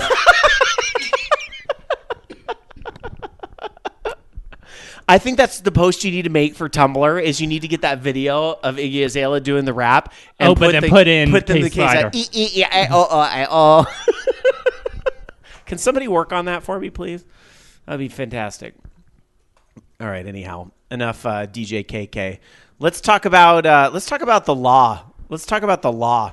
And a settlement that could affect you if you are a PlayStation Vita owner. If you bought a PlayStation Vita in the U.S. before June 1st, 2012, you can now get your PlayStation Vita piece of that settlement. We've talked about this on the show previously that this was coming, but now through June 29th, you can get a $25 check. That's pretty cool. Or PlayStation Network credit if you just want to redeem it for stuff online. You could also choose from one of 3 bundles, including the God of War collection, Uncharted Golden Abyss, and so on, other titles like that. So if you were an early PlayStation Vita adopter because of the advertising campaign and the fact that they advertised some features that didn't come to light, you can get a piece of that settlement. So I think I might have to take advantage of that myself. I mean, I still enjoy my Vita, but, if I can get some PlayStation Network credit, which is funny because I'll just end up pouring that money right back into Sony products. But hey, maybe I will finally break and end up getting that Borderlands collection. We'll see. All right. Meanwhile, let's go to Dark Sakura with some more news. Well, there has been a fusion. Woo. Basically, the Kinect for Xbox One and Windows have become the same device. They have been merged into one SKU. They will work on Windows 8 or Xbox One systems. They figured they're just ready to make it easier for people to get a hold of them and make it easier to use them between those multiple devices. So it will still support the Kinect for Windows V2 sensor, even though it will no longer be available at retail. The new Kinect adapter for Windows is already on sale, and that's $49.99. All right. And I still am not getting one. The only, I understand why they are, phasing out the Windows or whatever, combining it all into one. But I do feel like it's really a bummer that Microsoft never really, they kind of gave up on the Kinect thing, and I think that's because of all the pushback of it being mandatory included. But I feel like more people would have bought into it if there was more for it. And I know that Harmonix made some pretty kick-ass stuff for it, but, unfortunately, you can kind of count that on one hand, how many games that ends up being. So it's kind of sad in a way. It's a lot sad in a lot of ways. Yeah. But Kinect still has a lot of purpose. Like, again, like doctors and hospitals where you don't have to actually touch anything. You can, use your arms. So that type of technology is kind of neat. Yeah. Speaking of my new TV, it doesn't have Kinect technology in it, but it uses like a Wiimote type of thing. Like one of my remotes, you point at the screen and click. Like it's kind of crazy. That's cool. It is. Interesting where you see that stuff now. Yeah, sure. Introduce a little tangent about the new TV. Sure, go for it. When we first booted it up and it makes you accept all of these terms and conditions and stuff, there are all of these services for like voice activation and all that stuff that you opted out of. Yeah, I guess so. That is Kinect type stuff there with the voice. With the voice recognition, but also like not take it to this place, but like those TVs in your living room that listen to what you say all the time, like, not to be tinfoil hat, but I'm pretty sure it's true. But like the what's it called? The TSA, the NSA, the NSA, like spy. They could tap into that if they wanted to through the TV. That is kind of. Can you unplug that mic? Maybe not. I don't know. Well, you turned it off in the settings, but yeah. Yeah, I did. Well, doesn't matter if they still want to use it. I guess they could, right? Yeah. So. But, I mean, if they really want to eavesdrop on all our conversations about RuPaul's Drag Race, let them, I guess, right? I spend half my days doing different podcasts. Everything I say is already on the internet. What else are they going to find? All right. Let's travel around the world and check out some release dates coming to a gaming store near you. Alan, I don't know if you had U.S. release dates available, but I have them if you need them. Yeah, I was just about to Google it actually because you didn't link me on the thing. My bad. Here, I'll take care of it for you. Yeah. Thank you. Coming out this week in the U.S., we have Bastion making its PlayStation 4 debut on April 7th. Dark Souls 2, the Scholar of the First Sin. This is the PlayStation 4 version of Dark Souls 2. For those of you guys that Bloodborne's just not enough punishment, you can check out Dark Souls 2 on PlayStation 4 and Xbox One. A Tyrion Mystery Dungeon on the 3DS on the 7th. On the 8th, Blood Sports TV for Windows and Pokemon Rumble World on the 3DS. On the 9th, Affordable Space Adventures on the Wii U and I Am Bread for Windows. And then lastly, on the 10th, a pretty big release for the new Nintendo 3DS, Xenoblade Chronicles 3D, and that is only playable on the new Nintendo 3DS. That is your U.S. release dates. Let's go over to Japan and check out what is coming out in Japan. Hey, Dark Souls 2 getting its Japanese release as well on the 9th this week. Also coming out in Japan this week, actually that's next week, is Dying Light, so sorry about that. I read ahead a little bit. That's really the only big release on PlayStation 4 and Xbox One this week. The Wii U has a Monster Hunter Premium package coming on the 15th, but that's really it. PlayStation Vita has a lot going on this week, though. X-Blaze Lost Memories comes out this week, as well as Daisen Ryaku Exceed 2 and Hanayaka Kana Ware ga Ichizoku Modern Nostalgia comes out this week. So lots of Vita games, still a lot of Vita love over there. And on the Nintendo 3DS this week, Nanko Foraku Sangokuden Remake Raishi comes out this week. And I'm not sure what game this is because I'm not seeing any screenshots or anything on this. And the box art is very, very plain, but it sounds like it's a re-release of sorts. And that is on the 3DS. So that's pretty much your week in Japan. Let's go to Europe. On the 8th, we have Pokemon Rumble World for 3DS. And on the 9th, we have I Am Bread for Mac. That's it. All right. Kind of a slow week around the world. But I think with spring break for a lot of people having been last week. And then when's Golden Week in Japan? Isn't that coming up? Where there's going to be... I think. Yeah, it's going to be slow for quite a bit. Yeah, because everyone will be going home. That's right. So... things will probably slow down over there for just a little bit ahead of summer.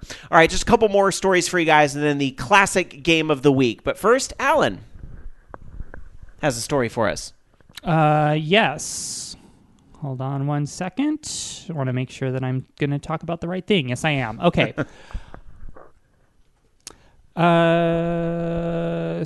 There is a new utility that you can use if you are a Steam user.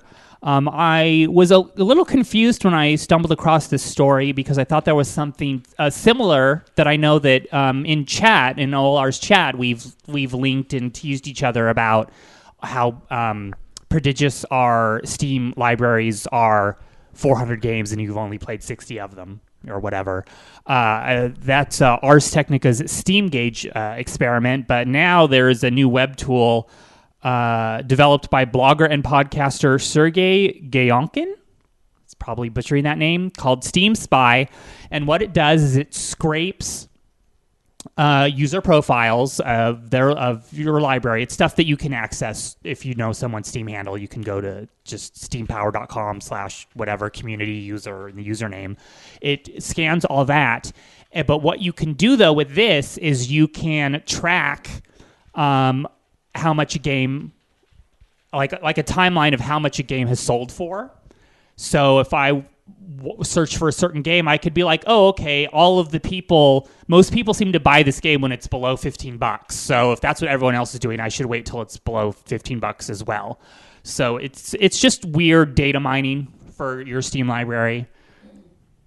Let me see where you can get this thing from. Now, Bobby in our chat over at live.vognetwork.com is pointing out some indie publishers are upset at Steam Spy because it's releasing their financial information, and for some people, that's their personal bank account. Yeah, I saw a link to a post from, was it Wadget Games or something? Had kind of did a post where it was like, well, I've got to deal with this now. But he kind of took it in good stride that, you know, the tool was out there, and it looked like the author of the tool actually wrote a response. I mean, you never know. It's the internet. It could be somebody posing as him. Actually wrote a response that was like, you know, the point of the tool was not for that, to like release people's information like that, but was for more of the analysis and those sorts of things. Yeah. I have to admit, you know, as difficult as that is for some of those indie publishers, I'm kind of surprised it took this long. And some of the onus, in a way, has to be on Valve for making all that information public. Can I make my Steam library private and then these numbers would not be accurate because so many people would have their libraries withheld? Yeah. I would think could be a way to work around this. But now the damage is done, so to speak. So, but I'm kind of surprised it took this long, to be honest. So I don't know. You were something else you wanted to say on this? Yeah. I'm sure if you just Google Steam Spy, it's steamspy.com. I was like, I thought it was just steamspy.com. Yeah. So yeah, you can look up and see how many units of a certain title sold and for how much, which again is just what you were just describing, why the people might not want that information out there. This is kind of amusing. I'm a data processor for my job, and just data mining and having access to just like numbers like that, I really think it's interesting. I don't really know what type of data model I do with this information, but I'm amused because when I worked at the Smut place, one of the things that I did as the marketing analyst is if we had a bunch of DVDs in the warehouse that were the listeners may not have known that you used to work with Okay, Smut. I worked at a place that sold like adult entertainment. I was their marketing nerd. So basically the driest, most mathematical job you could have at a place that does porn. But it was porn. Yeah. So like I would say, oh, I used to work at such and such place, and people were like, were you in production? Did you meet, you know, the models, the actors? I'm like, no, I did Excel spreadsheets and pivot tables and talked about membership, subscription, retention rates. I would basically look for titles that were taking up space in the warehouse that sold less than a certain amount of units per month, and that only sold when it was like for $5 for a DVD, because then we would just like recycle them or put them on sale or give them out free, like spend $60 and you get this movie free just to fucking get rid of it. So that if this were physical product and not all digital licenses, like that's the type of thing that you would use this system for, is to figure out what's not selling anymore, get rid of it.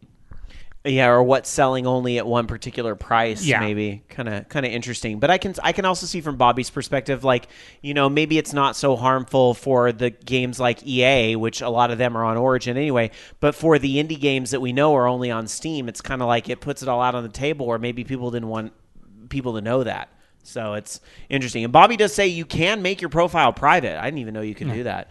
I wonder if Valve might move to suppress the games list by default. now. Or maybe they don't give a shit. I don't know. I think it's going to depend on how the developers react to this. If there's a lot of rabble around this, or if there's a resounding meh. So even right now when I go top 100 games in the last 2 weeks by player, so it can also track how many people are logged into their Steam account playing a game. And of course, Dota and Counter-Strike. Yeah. Team Fortress. That's number 3, yep. And then, and after all that, Skyrim. Skyrim is still... After all this time. Wow. That's amazing. Because, again, the modding community, there's like campaigns and stuff being put out for it, just from the player base. Well, I need to add that to the list of games to play on the new TV. Yeah. PS3, though. Still, last gen on a new TV. It does HD. Calm yourself. All right, speaking of HD, I think a lot of you checked this out this week. A Super Mario 64 HD project. Eric Ross was the creator of this.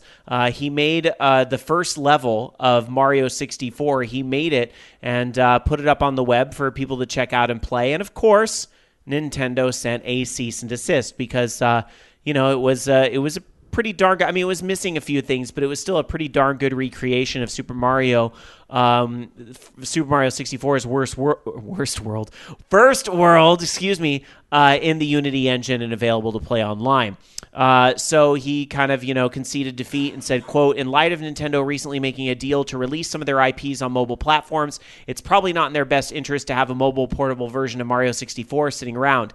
In any case, I didn't really expect for this project to get so popular and was hoping it would function primarily as an educational tool and a novelty. Here's the problem, though. Once you put something on the internet, always on the internet. So you can still play this game if you want to look other places. However, Nintendo pretty much being unapologetic and taking it down, saying Nintendo respects the intellectual property rights of others and in turn expects others to respect ours. Nintendo is passionate about protecting its creative works developed to entertain its fans and take the necessary steps to remove unauthorized content distributed via the internet." And a lot of people going, "Oh, come on, Nintendo, you bastards. It's just one guy. Leave the kid alone, blah, blah, blah, blah, blah." I kind of, despite all the shit I've given Nintendo in this episode over the Amiibo things, I still do love a lot of the games they put out. And I kind of get it. They did just put out Mario 64 on Virtual Console this week, and it was kind of one of the key pieces of their Nintendo Direct. So this whole remake was some real bad timing on the guy's part.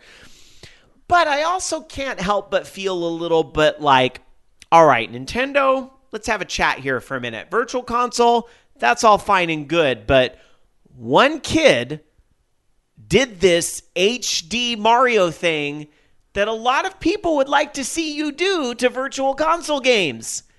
Take the fucking hint, Nintendo. Now, granted, I realize from a technical perspective, there's a lot of other things at play. Like, if you are recreating everything in Unity, then it's not really an emulation and things wouldn't be exact and blah, blah, blah, blah, blah.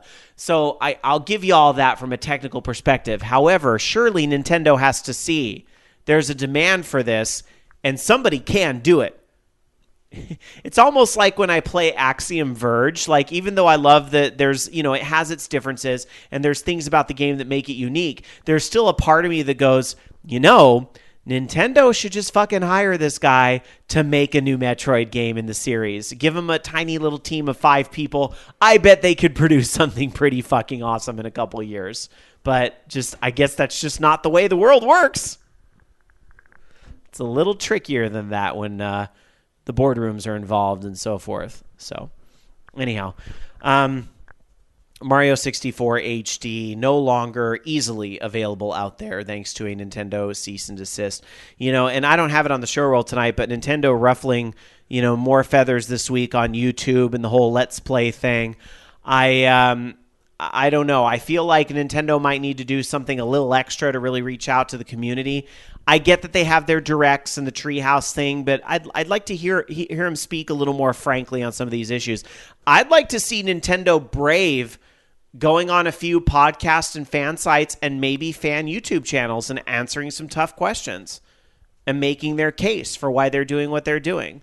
I think there could be a lot of benefit in that if they pick the right area.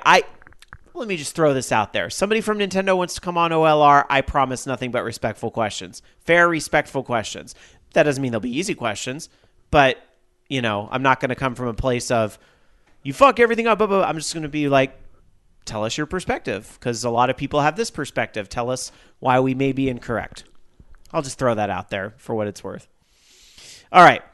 Let's get into the classic game of the week. I did this one just for Alan. I saw. HD. Psh, that's newfangled thing. We're going to go back into the gaming vault when... what's this HD stuff? I'm going to take my 4x3 standard def, and it's going to be awesome. 60 inches? How am I going to fit that TV in the house? The back on that thing's going to be huge.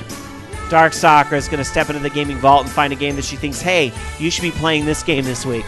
Dark Sakura, what is the classic game of the week? Half-Life 2. Can you believe that it came out in November 16th, 2004? Yes, wow. I can. Well, of course, Alan can.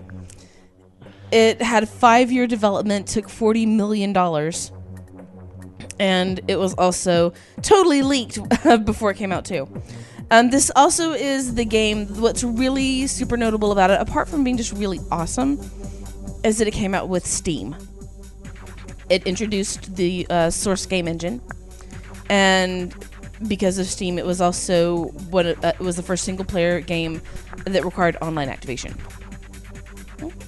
Yes, and of course, when Steam was debuted, digital download license of games was totally undiscovered, unexplored terrain, and everyone was like, what the fuck is this?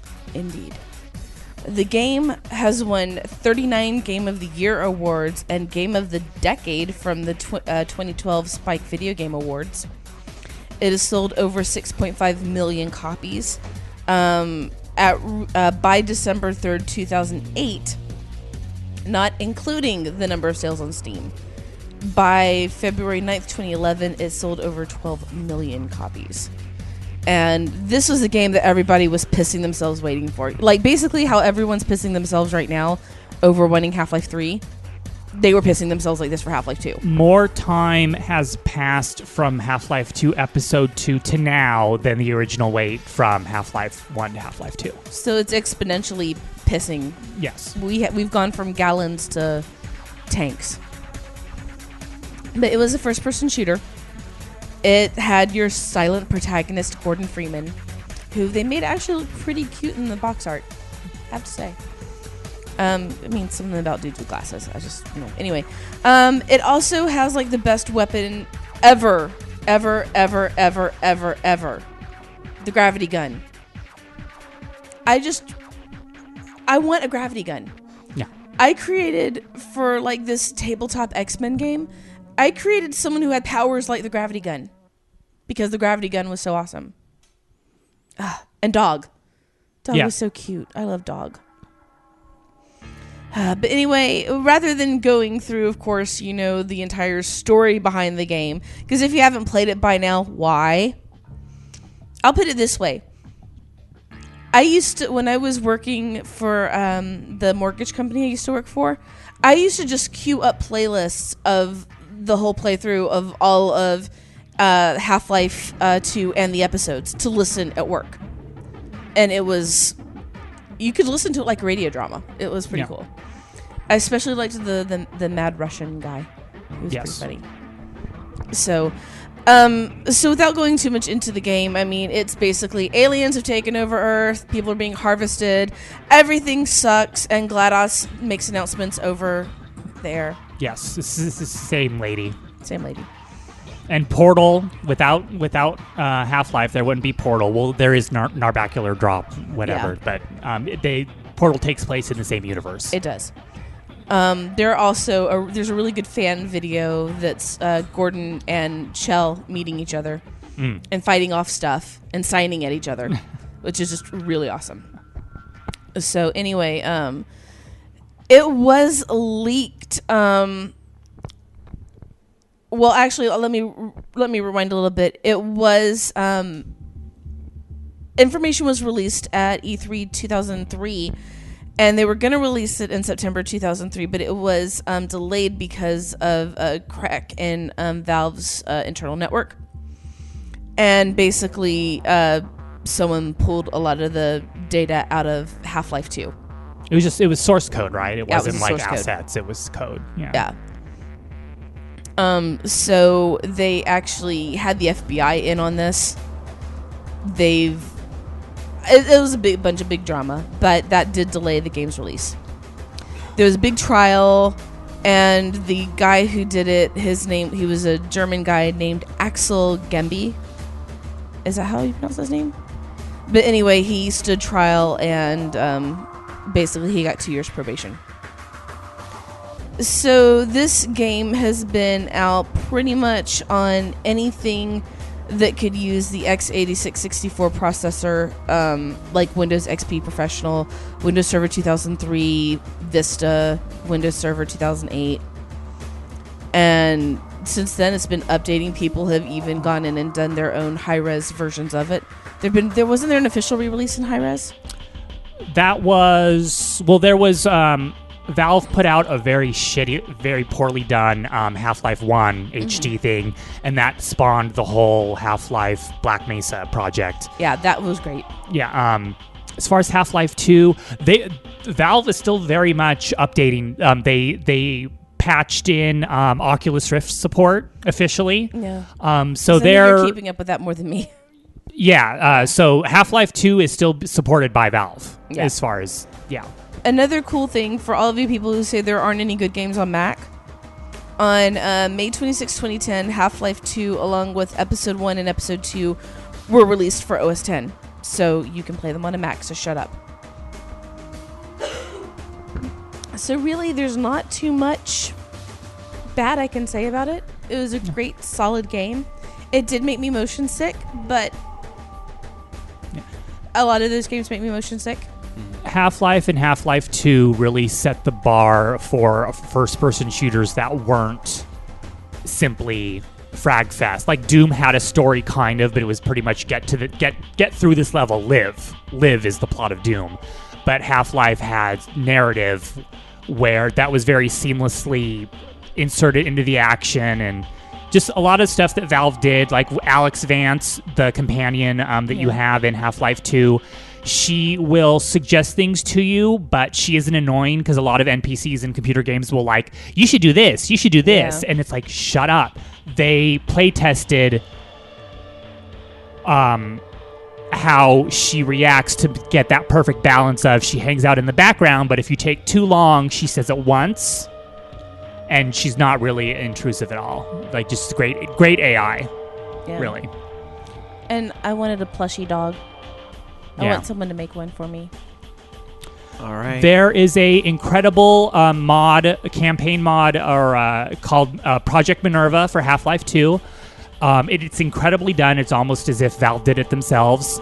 And I believe the guy who did it was hired by Valve and was put to work on either Episode 3 or Half-Life 3, but it was where Valve was like, okay, this dude is incredible. So if you haven't dusted off, or if it's been a while since you played Half-Life 2, dust it off and download Project Minerva. It's my mod recommendation. All right. I'd also like to say that there are people who have just done amazing things with the engine. Oh, yeah. Source was the backbone of all of Valve's game. Portal and Portal 2 is on Source, Left 4 Dead. And tons of other third-party Gary's games. mod. Oh, yeah, Gary's mod. Built on it. So, which actually has one of my favorite things ever done in Gary's mod, which is basically them rebuilding the entire last scene of Hypercube. Yeah. Oh, yeah, because Gary's mod is used for a lot of machinima. This is great. Yeah. So, yeah, and of course, we all got, with the Orange Box release, it gave us Team Fortress 2. We got Portal with it, and Portal itself just has its own... Yeah, that's a $50 game right there. Yeah. And it was just a little experiment they threw in. So, bravo. All right. Half-Life 2. There it is, your classic game of the week, Half-Life 2. Available not just for PC, welcome, but Ellen. consoles. Thank you. Orange Box, which is, to this day, one of the greatest deals they ever did put out in gaming. Amazing stuff. All right, we are going to take a break. When we come back, we're going to have forum follow-up, rapid fire, Fugle question of the week, and your calls. And you know what I'm thinking, Alan? I'm thinking what we'll do. It's about 8 o'clock. You got 1 hour left in the season, right? Yeah. Why don't you, during the break, go start your 40. All right. And your rapid fire news we'll roll it over until you're done. So you'll have and I have them all memorized. 15 minutes to work on it. So, All right. So wish me luck. Everybody wish Alan luck. I'm going to do the thing. I'm going to get destroyed, and I'm just going to be behind the clock like the whole time, and I'll fail. No pressure, but if you come back here and say you failed, we're all going to judge you harshly. Yes. Alan, I'm just kidding. I won't judge you. Okay. Do the thing. You can do it. You can do it. I believe in you. Thank you. All right. Alan's going to attempt to smash his record in Diablo and possibly, move into the top 500 in the world? If he can do it? Maybe doing 40? We'll see. We'll have an update for you when we come back after this with more of Orange Lounge Radio.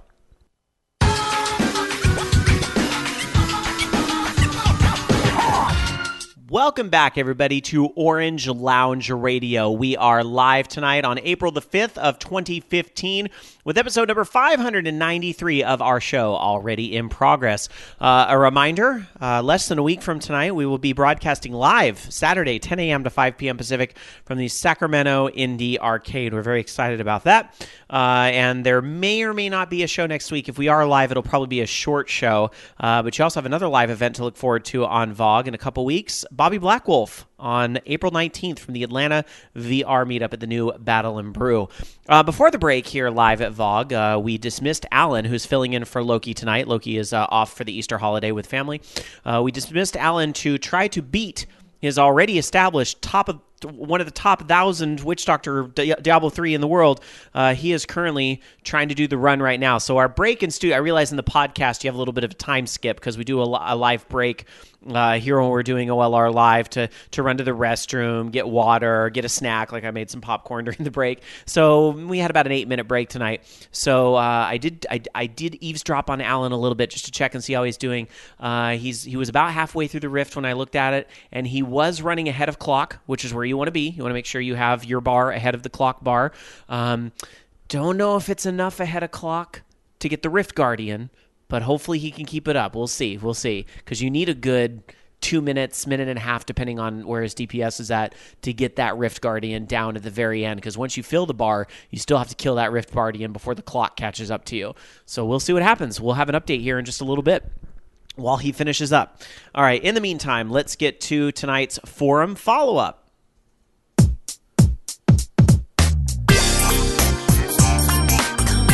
Every week here, we like to highlight some of our posts on the forums. And if you want to participate in a little bit more of a long-form discussion where other people can also respond to your thoughts and opinions, you can check out our forums over at vognetwork.com/forums or forums.vognetwork.com, or you just go to the site, click on forums. It's very easy to find, okay, people?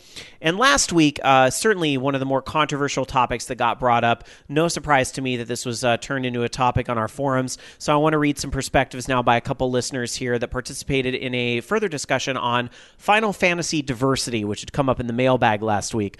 Critical Myth, who hosts a show called Critical Myth, also on VOG, Monday, Wednesday, Friday afternoons on the network. He starts us off talking about listening to the debate over the decision for Final Fantasy 15 to have an all-male cast, and a few thoughts came to mind. First, I think some critics are taking this decision, or at least how it was justified, in isolation. Looking at the last several Final Fantasy games, not counting the MMOs, we have 10, male lead character but diverse cast and a plot which the folly of racism and religious fanaticism played a role. 10-2, all playable characters female. 12, male lead character but by far the most popular character from that game was Fran. 7, Crisis Core. All playable characters were male. Game critically and commercially praised. 13, female lead character with most popular supporting characters, Fang and Vanille, being female as well. Male characters Snow and Hope were widely panned. 13.2 female lead, 13.3 female lead character exclusively. I could dig into each item, but it's not really necessary. The data doesn't appear to support the notion that the creative and business side of Square Enix ignores diversity. What seems to be lost in the discussion is the reality that Final Fantasy 15 was originally Final Fantasy 13 Versus, and it was intended to come out soon after Final Fantasy 13. So in essence, one would have the main game helmed by powerful female characters and the supporting game helmed by male characters. The development hell of now Final Fantasy 15 makes this seem a lot less balanced, especially when 13 turned into 3 games. Also missed is the years-long sentiment that Final Fantasy 13 and its successors were, quote, crappy Final Fantasy games, and many outwardly bemoan Square Enix's decision to put so much emphasis and support behind Lightning.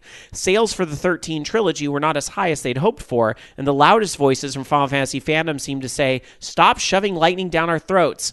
Ignoring that there were tons of fans who enjoyed the characters.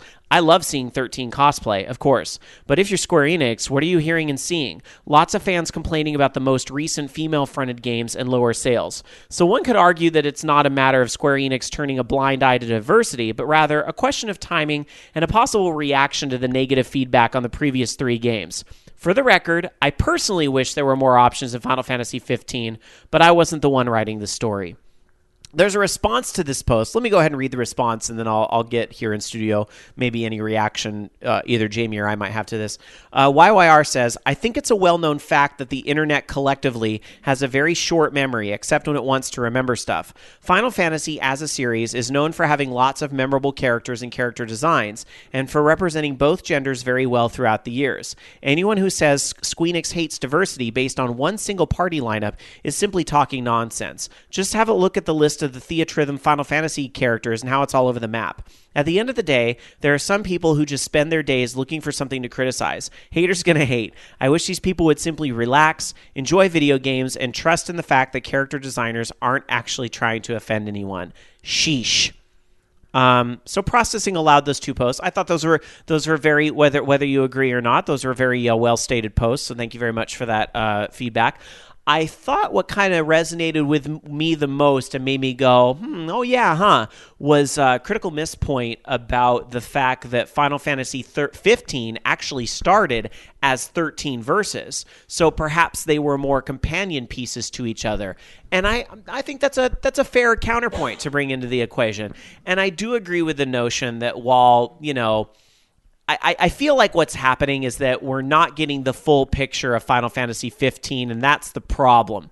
And probably for cultural reasons, the defense of the group that's there is not really been the most eloquent, so to speak, from what's been coming out of the designers so far. But I want to kind of wait and see, what does 15 look like as a game completely before we make these decisions. The demo is really one scene out of what might be a much larger game. So I kind of want to just take a wait and see approach in that whole regard. But yeah, I think Square Enix has done a lot of good stuff, and I think you do have to consider, they have presented a lot of strong female characters, and I know not everybody agrees with me on this, and I'm gonna really take this a sharp right turn.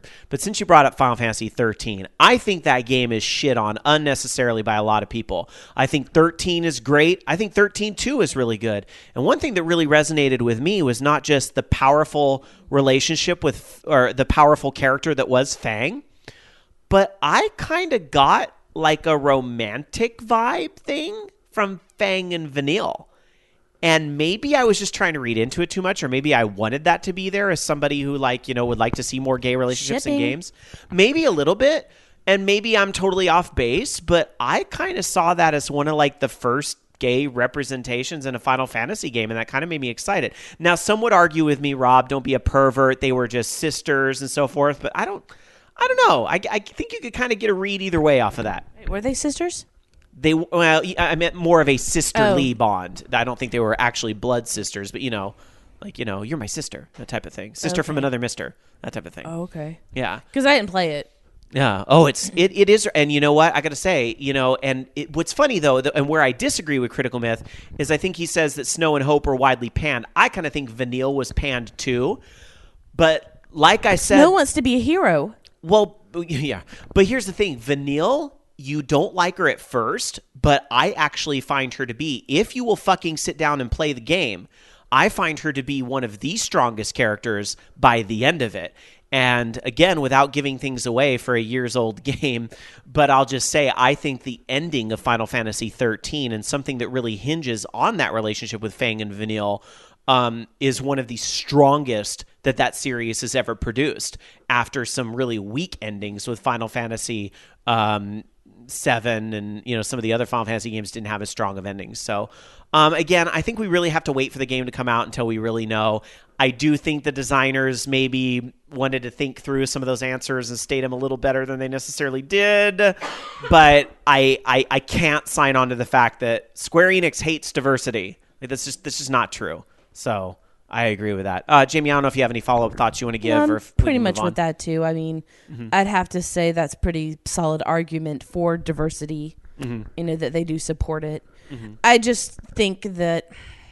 I mean, I don't like the idea of throwing a female character in as a token, But at the same time, it would be, I think, a little difficult to get into an all-male cast. So, I mean, there has to be some type of character that's going to be a good representation for the player. I mean, I don't know. I mean, it's why when I play an MMO, I cannot play a male character. It's why my shepherds are all female, I just, not saying there's a problem with them, I just can't play them. So I sometimes have trouble with games that, I don't have a choice of, what I'm playing as or who I'm playing as. Which, I mean, I guess that could really go across the board for anybody. I mean, then we would definitely need more representation. But I'd say that for right now, I think that Square's not doing a bad job. Yeah. And, Square Enix is also the same company that brought us Lara Croft. Essentially, now through buyouts and things, they're now the company behind Lara Croft, who's a fantastic female lead. So, again, I find some of the reasoning behind it, like you just kind of go, oh, just don't talk about it like that. But I want to see the game and take the game as a whole, because I really feel like a lot of people misjudge 13 from not playing enough of the game. But I also understand that's the reality. The same thing happens with movies. What happens on Netflix if you watch a movie and it doesn't grab you in the first 15 minutes? You turn it off. You're done. And a lot of people have the same attitudes towards video games. So I can't say like, oh, I don't understand. But I do feel like if you stick with 13, it's great. So... Raginator in chat says Vaughn in Final Fantasy 12 gave off a gay vibe for a lot of people, so it wasn't just Fang. Really? Was that just... But is that like a stereotypes thing? I just be careful down that path, because I didn't get that when I played that.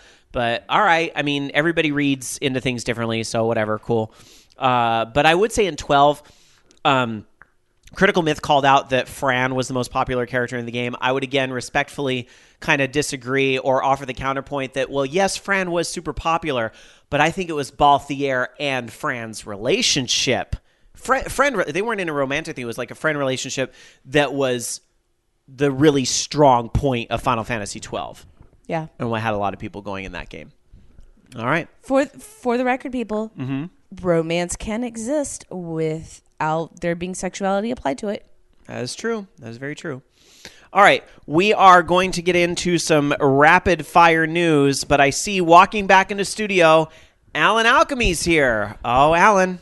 If I had made the clock, I would have been back on the show like 5 minutes ago. I just tweeted a screenshot of my attempt, if you want to link my tweet to the chat room. But yeah, I got the boss to spawn with about a minute and a half left, which was not enough time because it had about 38 billion hit points. I even had a power pylon stopped. Oh, wow. But yeah, if you look at my screenshot, you'll see that That's still a really good effort, though, Alan. Yes. Good job. Good job. Thank you for indulging me. You're welcome. I also know you would have never let it go if I hadn't. I'm just kidding. Yeah. He would have. You know what? I would do Alan's rapid fire stories if you wanted to try again. No, because I have to. You get a stone, and then if you beat it in a certain amount of time, you upgrade the stone to the highest point. It would take more time. Okay. Yeah. Well, I was offering. Yes, but I did retweet your attempt picture from the OLR account, and it looks like. And I don't know if you heard my little update, but I had peeked at where Yeah. you were at before we came back, and I said he's running ahead of clock, but I'm worried he's not going to have enough time for the Rift Guardian. Yeah. Yeah. And I felt bad because I saw that you were behind me, but I was like, "Eye the tiger! Eye the tiger!" Because every time you die, there's a time penalty on how long it takes you to respawn. So by the time the boss spawned, I was already at like 15 or 20 second penalty. So yeah, there was no way I was going to make it. Fun. Well, you did a good job. Good job trying. You still did better than probably anybody else listening to this show for the season. Yeah, and Good job. by 9 o'clock, my 629 will probably drop down to like 680, but I'm fine with that. It'll be on the leaderboards forever for season 2. All right. Proof Forever and that, proof that I have no life. Nobody can take that away from you. All right, let's get into some rapid fire news. And Alan, if you're ready to go ahead and pick right up with the rapid fire news, go for it. Yes. So From Software, I believe, is that they're the company that made Demon Souls and all that stuff, right? The incredibly hard punishing, super realistic JRPG dungeon crawler. They have a new game out called Bloodborne, which I don't think is as punishing as Demon Souls, but it's supposed to be. Nah, it's on the same level. It's really fucking hard. Excuse me. Well, people have noticed that if you leave the game running for a ridiculous amount of time, either 6 hours or 12, let me see. 12 hours. Just leave the game running, find a spot with no enemies. I don't know if it's because of a memory leak or if... I don't think the AI scales to make it easier the longer you go without killing something, because the whole point of the game is to punish you for wanting to play it. If you leave the game on for 12 hours, it totally derps the AI to where bosses do stupid shit and some of their special abilities don't trigger, and it's much, much easier. I guess the PS4 also supports now the suspend mode while the game is running, and there is some debate on Reddit as to whether or not you can do the 12 hours with the game actually up and running on your TV, or if you can just load the game, don't pause it, suspend the PS4, watch Netflix. 12 hours later, all the monsters have been bored. They've been bored into stupidity because your dumb ass is standing there like... Which hasn't happened to anyone who's ever listened to this show. Yes. So yeah, that's a thing. I want to know who left it on for 12 hours. Yeah. Then again, I've left whole games of Mass Effect on while I've gone to work and come back. I have left my Nintendo on overnight on like the Guardian Legend just because I didn't want to input that stupid password again. So, Hotline Miami 2, very violent top-down action game, came out March 11th. There is a super uber collector's edition of it that gets you the soundtrack across 3 vinyl, digital download for the game, and then an HQ MP3 digital version of the album. The collector's edition is $60. It's nice as far as video game collector's editions go, like a physical, tangible package. Like the vinyl is neon blue, neon pink, and neon green, so the vinyls are brightly colored. The sleeve art that the albums come in are gorgeous illustrations of concept art from the game. Because for those that haven't played it, you have like these animal masks that are kind of scary and creepy. So really, they're kind of Lisa Frankish, because Hotline Miami's whole aesthetic, like when you pause the game in Hotline Miami 2, it looks like a VHS menu, and it has like the VHS tracking, like, and all that stuff. So the aesthetic, it's kind of Lisa Frank, to be honest. So if you want this, they have just put out their last pressing of it, which makes me think by the time stories like this come out that say you better buy it now, that's probably already sold out. But it's at store.im8bit.com. Collector's edition of Hotline Miami 2, $60 if you got a record player or you just want them because they're pretty and you like albums, buy it. Because I believe that once this is gone, they aren't making any more. Which also reminds me, some Korean or Japanese like Play Arts or whatever type company is doing a giant Alistair from Dragon Age. You have to pre-order it. It's expensive though. It's like $150-$160. He's big though. I'd rather have Garrus. Yeah. But Alistair, I don't know. He's pretty cute. Alistair's a cutie. Rob gave me this quick fire story because of Chris Hardwick, who would be my husband in a different life. Excuse me? Well, he's straight, so you have nothing to worry about. He is the Nerdist Network. Like, I'll cut him. I know that we talk about indie podcasts here. Nerdist is the antithesis of that.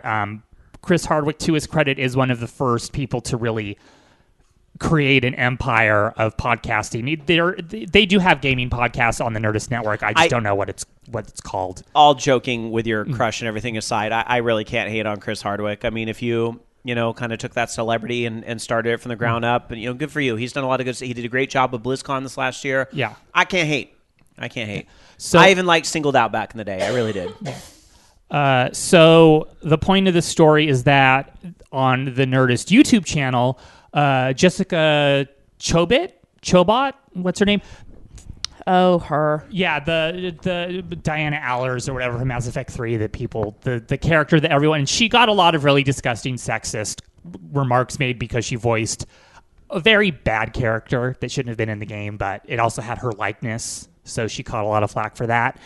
She has Nerdist News, which is basically nerd pop culture, sometimes gaming, sometimes gadgets. A pilot, like from the YouTube show that she hosts, the Sci-Fi Channel, and that's SYFY, has picked up a pilot of the Nerdist News with her. So, congrats. So, gaming content possibly back on TV again.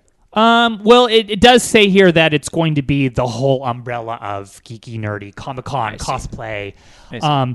BBC USA has had a Nerdist. It's basically like a podcast episode, but it's like an interview, but it's on TV. Yeah. I is believe Talking Dead a Nerdist thing, or is that more of an AMC? No, that's AMC. The Nerdist empire was bought. Like Chris Hardwick is still the CEO, and he has full creative control, I think. But it was bought by some production company, like whoever put out the Batman movies. Legendary. Yeah, they bought Nerdist. So interesting. Chris Hardwick has millions of dollars. So through that, he does the post discussion show on AMC. Gotcha. All right, I'm going to move on in the interest of rapid fire news, but I do want to point out that Bobby's saying in chat, he wasn't the first, really. I mean, Leo Laporte created Twit before I even started podcasting. So, well, maybe we were going when that happened. Maybe it's just a matter of scale. I don't know. Yeah. Twit was kind of a pretty big deal back in the day, but I think it's just it might also just be about like kind of generations, and I don't mean like literally like the age generation, but I just mean like the generations of podcasting. Because when Twit first started, I don't even think like vodcasting was really a thing yet. Yeah, but that's something they got into a little later. So yeah. Anyway, all that aside, and there's certainly other networks as well. I mean, like Jay and Silent Bob guy has all Kevin those. Smith. Yeah, has all that stuff. So I listen to podcasts on the Maximum Fun Network. Yeah, it's throwing shade. It's gay and feminist news. Oh yeah, I've heard. I know another one, Pride 48. It's a lot of that type of stuff. Yeah, so I have some friends that are involved with that. Anyway. Moving on to some other news. Speaking of productions and so forth, PlayStation Underground has come back. PlayStation Underground used to be a video magazine and demo discs that Sony did in the late 90s, but PlayStation Underground is back. It's an online show about video games that you can watch on the YouTube, where they play for a little bit and then all that stuff. Harmonix in the first episode of the new PlayStation Underground, where they are all playing Amplitude. So I don't know if this was taped at PAX or around PAX, but that certainly came into play here for the return of PlayStation Underground. We always like to see those old brands come back. Always fun. Speaking of old coming back, Retroism announcing 5 games for Steam on April 1st. Now, I don't know if this is April Fool's, but I didn't hear anything like a follow-up about this being fake. I will just say kind of a grain of salt type of thing, but I have no reason to believe this isn't legit, that there are Microprose games coming to Steam. Some old Microprose games, including F-19 Stealth Fighter. That's really odd. And that was like an epic plane game back in the day. So there you go. That's pretty cool that is coming back. And lastly, Binding of Isaac Rebirth coming on the 3DS, Wii U, and Xbox One. I'm hearing that this is another game that will require the new Nintendo 3DS. I found it interesting that this was not doable on the old 3DS, but I guess with the added oomph behind the new 3DS, they are going to do the Binding of Isaac on the new 3DS. And of course, if you haven't played this game, it's interesting, various types of stuff. It's also a little difficult. It's a little disturbing, and it is kind of hard, but it is a roguelike game. It looks like Smash TV, but plays nothing like it. It plays a little bit like it. It's kind of like a Zelda Smash hybrid. It's like hybrid. Zelda Smash TV. Yeah, kind of like that. But then with like really strange like poop and other jokes. Anyway, there you go. So Binding of Isaac on Wii U, 3DS, and Xbox One. Dark Saga, what do you have for us? Silent Hills. Ooh. So basically, Kojima Productions has been removed off of Silent Hills. But basically the reason being is that it's no longer a, what's the word that they called it? It's not a studio-based thing. It's a headquarters-based organization for Konami. So Kojima Productions isn't listed as a studio. And that's the only update they have to share. It makes me want to go play the PT again and cry. And other news, and this is actually a little happier, Skullgirls is, of course, on PS4, and you should be able to play with your PS3 opponents. So cross-platform is going to work, and it's going to be awesome. And then last but not least, this is what's made me the most excited about everything ever, is that they have released different assets for Hivebent. Not Hivebent, Hiveswap. Hivebent was a particular story arc in Homestuck. Hiveswap is the Homestuck point-and-click RPG.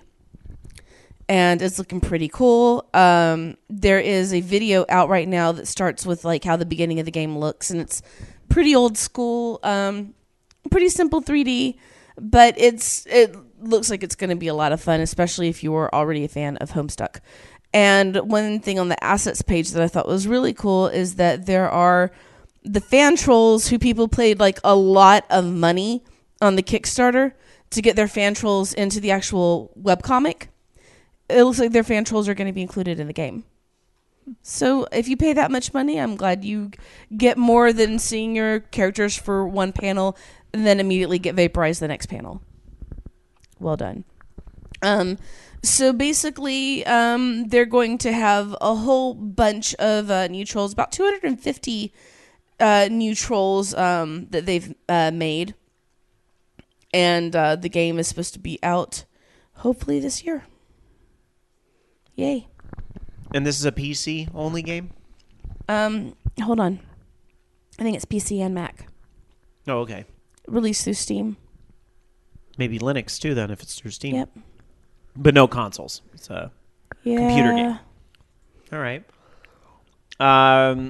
Let's move on to the Fugle question of the week, everybody. Every week we ask a question of our Facebook and Google Plus communities. You slam those words together and you get Fugle.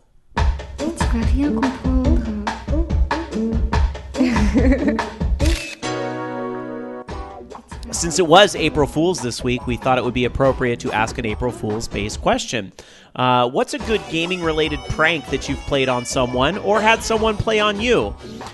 So let's get to some of our answers. We didn't get a lot of answers this week. I guess not a lot of pranksters out there in the world, but I'll read what we did get. Bryce H. replied and said, "One time my friend was showing me how far he got on Pokemon Red. He handed me the game and told me to start it up. I hit new game and started over instead of hitting continue. I then saved over his old file and told him that it was at the beginning and not where he told me. He got really mad and upset. I feel terrible for doing it, and I haven't done a prank since." Was that intentional, though, or did you, really not know? Because that's too bad if you, really didn't know. But if you did it on purpose, you're a jerk. Generate John, not really. I mean, it happens. Degenerate Johnny says, I mentioned one that BioWare pulled on players during Horde House. Rob, plug. Of course, I'll always take a plug for Horde House Wednesday nights, also at VOG Network. As for my April Fool's pranks, I had my friend's account suspended on Dark Age of Camelot for citing ludicrous, vulgar lyrics in general chat. Since then, he's never trusted me with his username and passwords for MMOs. Oh yeah, don't give that info out to people, even if they're your friends, because they might turn it around and use it against you someday, and you don't want that. I think we got one answer over on Google+, so I want to read that. From Reddertainment that says, the best satirical news story I ever wrote was Valiant Soldier, and I'm surprised I could still find this since I posted it on oneup.com. And he actually linked us to an article there where he talks about a console massively multiplayer online role-playing game where it's a new game called Valiant Soldier, and he actually kind of like wrote it out and thought it out. And actually got some comments here. Some people have believed it. That's funny that that's all still working, though, 1UP. I think I had a 1UP page, like, way back in the day. But I didn't even think that site was still up and running. That's kind of funny. Any epic pranks here in studio that you can think of? I don't know. I don't know if we have pranksters among us, but any that have been pulled on you or that you pulled on somebody else. I think all those were, like, that you pulled on somebody else. But what about one that was pulled on you or either? Game-related prank? I'm blanking. I don't really have anything for this. No, I'm sure there's something. I've lied about sequels getting made to get somebody really excited and then been like, just kidding. But now everybody's going to think I'm a jerk, but it wasn't, in context, it wasn't that bad. Last Gamer X, when we were playing Drunken Jenga at Grandpa's place, I very casually pulled out my phone and said, hey, Spike, No More Heroes 3 confirmed. And he was like, what? Because it was his turn. So I was trying to get him to fuck up Jenga because I had to go after him, and I wanted it to fall because it was like everyone was like on their 8th or 9th turn, so the Jenga tower was a mess. Now that's a good one. And I said, No More Heroes 3 confirmed for Wii U, and he was like, what? And I'm like, no, I'm lying. So I'm a bad person for getting your hopes up, but also you were supposed to collapse the tower. That's a good one. Yeah. Our pal Spike from GameBuoy.org. I remember joking about buying a certain house, and now it's happening. Joke's on me. Mortgage ain't no joke. Fifth Dream says, these aren't pranks. These are dick moves. You know, there's a fine line there. I think what you did, Alan, what you did's funny. I mean, it's just for like 2 seconds and in the context of having a little bit to drink and, you know, playing a game. There's the girl slumber party pranks that are always fun. Like, you know, the person that falls asleep, you take their bra, you dip it in orange juice and throw it in the freezer. Why would you do that? I never did that growing up. How many girl slumber parties did you go to? One. I'm just kidding. No. You know, we would do stupid stuff like that. But one of my favorites, though, was when this was the one time I'd ever been to camp. And it was like this Christian camp thing. And there was this one counselor who was just a bitch to everybody. Just a bitch. So we took packets of salt and sugar and we put it all in her underwear drawer. So she was walking around picking at her situation. Why do all the strangest fucking weird fucked up kids stories come out of like fucking Bible camp? What is up with that? I was 12. All right. Anyhow.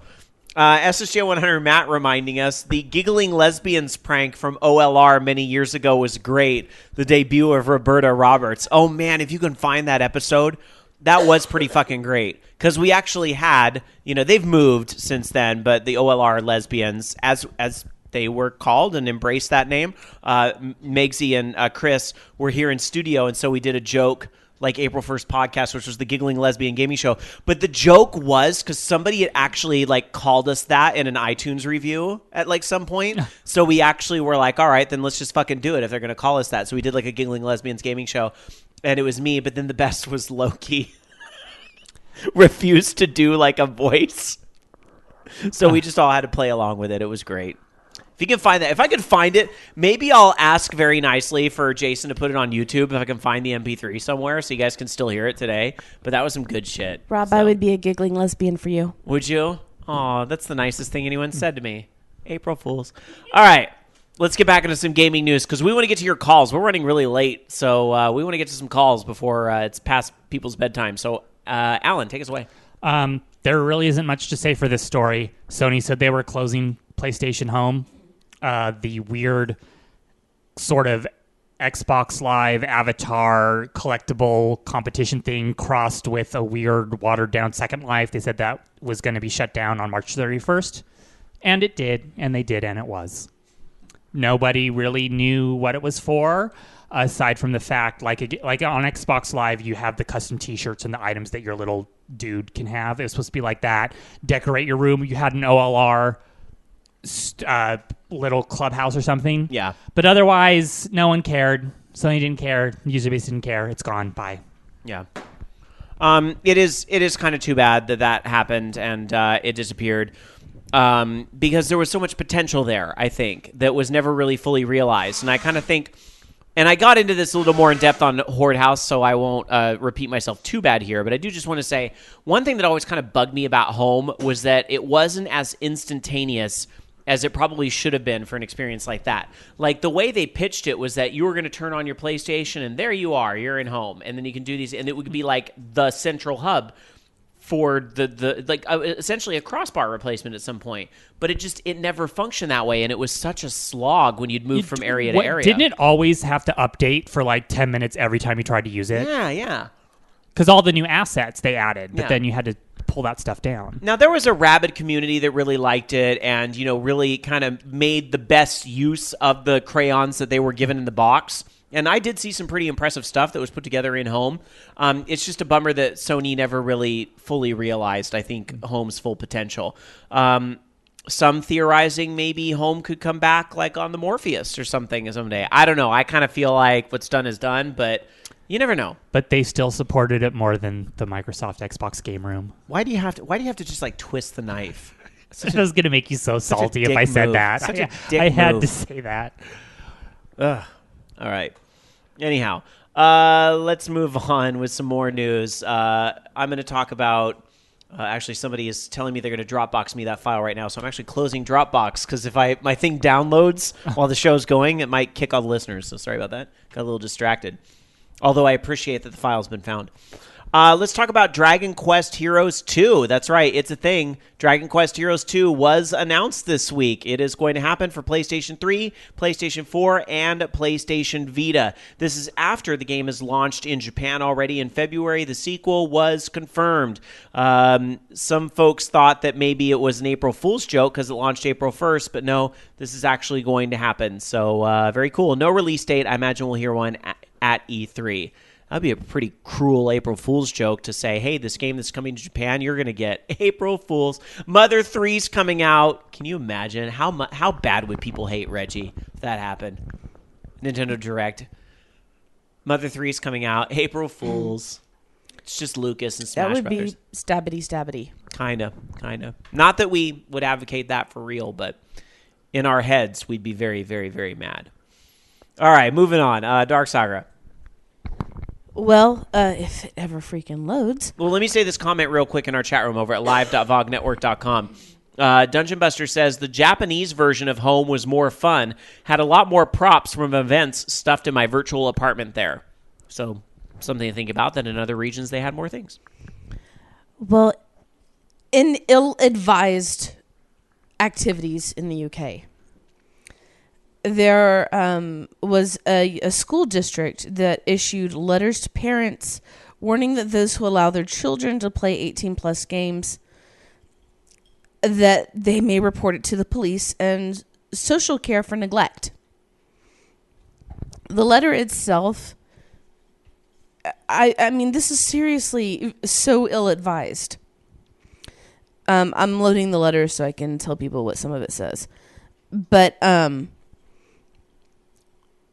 basically, it was used as a sort of a blunt tool to get a message across that they are basically horrified by some of the things that children are allowed to watch that they think is not appropriate to their age. And that they have it hard. That their point is there to, help these children grow, get their minds, teach them the things that they need to know for life. And that they think that the children are being taught things that are counterproductive to that in the home by playing games like this. I think it's up to me what my kid watches. But I understand that some parents are really, really ignorant to this stuff and kind of don't realize. Like, you always hear the story about the parent that wants to buy the game for the kid in GameStop, and then the GameStop employee, has to, per their policy, say, this game has XYZ, right? And, what? What the hell are you trying to get me to buy you? And it's unfortunately, a lot of parents haven't taken the time to educate themselves. Well, this is basically Eurogamer had a big expose on this.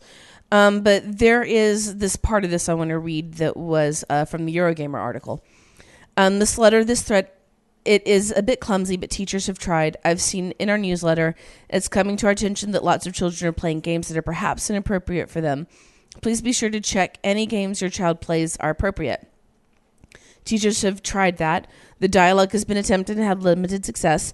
The teachers haven't started with threats. This is a last-ditch, albeit clumsy attempt to try and change things because it is having a detrimental effect on some children. Now, one of the later things also said in this from the Eurogamer article, my message to Eurogamer readers is this: help educate. Don't just sneer at teachers who are trying to get the message out there. If you've got relatives who don't play games but have kids, let them know Minecraft is fantastic and exciting, but don't let them play online unsupervised because that could be, potentially be playing with strangers. Tell them there are loads of iPad games that are fantastic, but some that are really frightening, like Five Nights at Freddy's.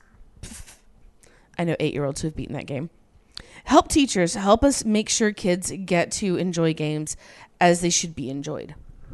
Five Nights at Freddy's doesn't have any violent imagery to. I guess it's jump scares and murder stories. It's screamers. Well, in the 8-bit scenes, it has some kind of questionable things, but I think children of a certain age could probably. I don't know how young. I don't know if I'd go as low as 8, but children of a certain age could probably play it fine.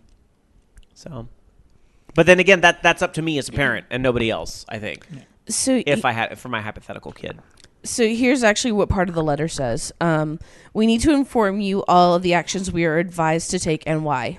If your child is allowed to have inappropriate access to any game or associated product that is designated 18 plus, we are advised to contact the police and children's social care as it is neglectful. Access to these games or to some social media sites such as those above increases early sexualized behavior, sometimes harmful, in children and leaves them vulnerable to grooming for sexual exploitation or extreme violence. Okay. It's still up to the parents, but Yeah. I understand, their concern for the kids. I mean, it's been proven, exposure to violence doesn't necessarily make one violent. But at the same time, kids will mimic a lot of stuff that they see around them, just thinking it's fun, Yeah. I mean, I get if you want to educate parents about, these things that they may not be aware of, that they should be aware of, and they used to do this thing whenever there's like a toy or, it's just things, they want to warn people about, or maybe even a movie or whatever. I get that, but it's at the end of the day, it's up to the parents. So, you can't really threaten to call the police just because the parents let the kid play an M-rated game if they knew what they were going to let that kid do. You know what I mean? Yeah. So. And there's people who absolutely do not understand the rating system whatsoever. And that's the thing. I think that there needs to be a lot more education. But, game companies, while they are required to have these ratings on there, they're not required to make it obvious what those ratings mean. Mm-hmm.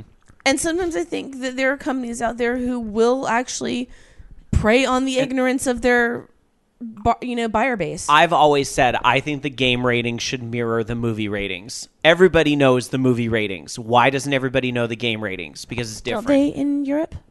They might over there. Sorry, I don't know, but over here I can only really speak to that. But I always said for over here. Bobby with an interesting follow-up to that. Bobby Blackwolf in our chat at live.vognetwork.com says, I like the comment from the teacher who wrote to Eurogamer about the mom who is so proud of her 8-year-old for being great at Call of Duty because it was an 18. She thought that the number meant the difficulty of the game was represented on the box, not the content. She was like, it's made for people who are at least 18, but my 8-year-old is great at it. I'm so proud of him. Oh, God, that reminds me of like board games, right? Like how board games have like the recommended ages on it. Like, so as silly as that sounds, it's not outside the complete realm of logic because board games we had growing up would say like ages 7 to 10. You confuse the age with how many people you need to play. Yeah. Crazy. Okay, so it is the British Board of Film Classification has also rated some video games. So that's where some of that comes in. Interesting. All right. Well, we could probably go a lot deeper on this, but for time, I'm going to go ahead and move on to the next story. But if you have some feedback, especially if you're living over there and maybe know some people or how the culture a little better, participate at orangeloungeradio.com. Alan. So those of us that play Final Fantasy XIV are familiar with the Subligar armor, which is very skimpy, kind of S&M, weird sort of straps, bikini, weird chest harness. Manties. For the male characters as well as the female, so the objectification, is on equal footing. Well, a similar costume design was debuted, I think it was last summer when Squeenix put out the trailer for, I believe it's Mevius Final Fantasy. Let me double check that name. It's like the mobile one they're doing, right? Yeah, it's like a big budget mobile game that's like, it's a standalone original Final Fantasy campaign game. It's not a free-to-play thing. This game is terrible, so I don't want to compare it too much. But like Mass Effect Infiltrator was a game that you just paid a flat rate for, and it had models. Yeah. I'm with you, yeah. So when they premiered the protagonist, the Dude Bro Gamergate contingent of the internet did not appreciate how the guy looked. There were lots of this guy's too Bishonen for me, too androgynous. Is this a man or a woman? Have you ever played a Final Fantasy game? I don't want to play as this. I mean, Kuja from Final Fantasy IX. I mean, come on.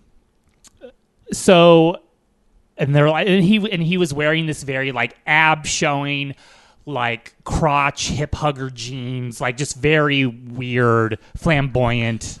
Now you know how women feel. Yes. Now you know how women feel every single day. Oh, no, you can't tell that to a Meninist.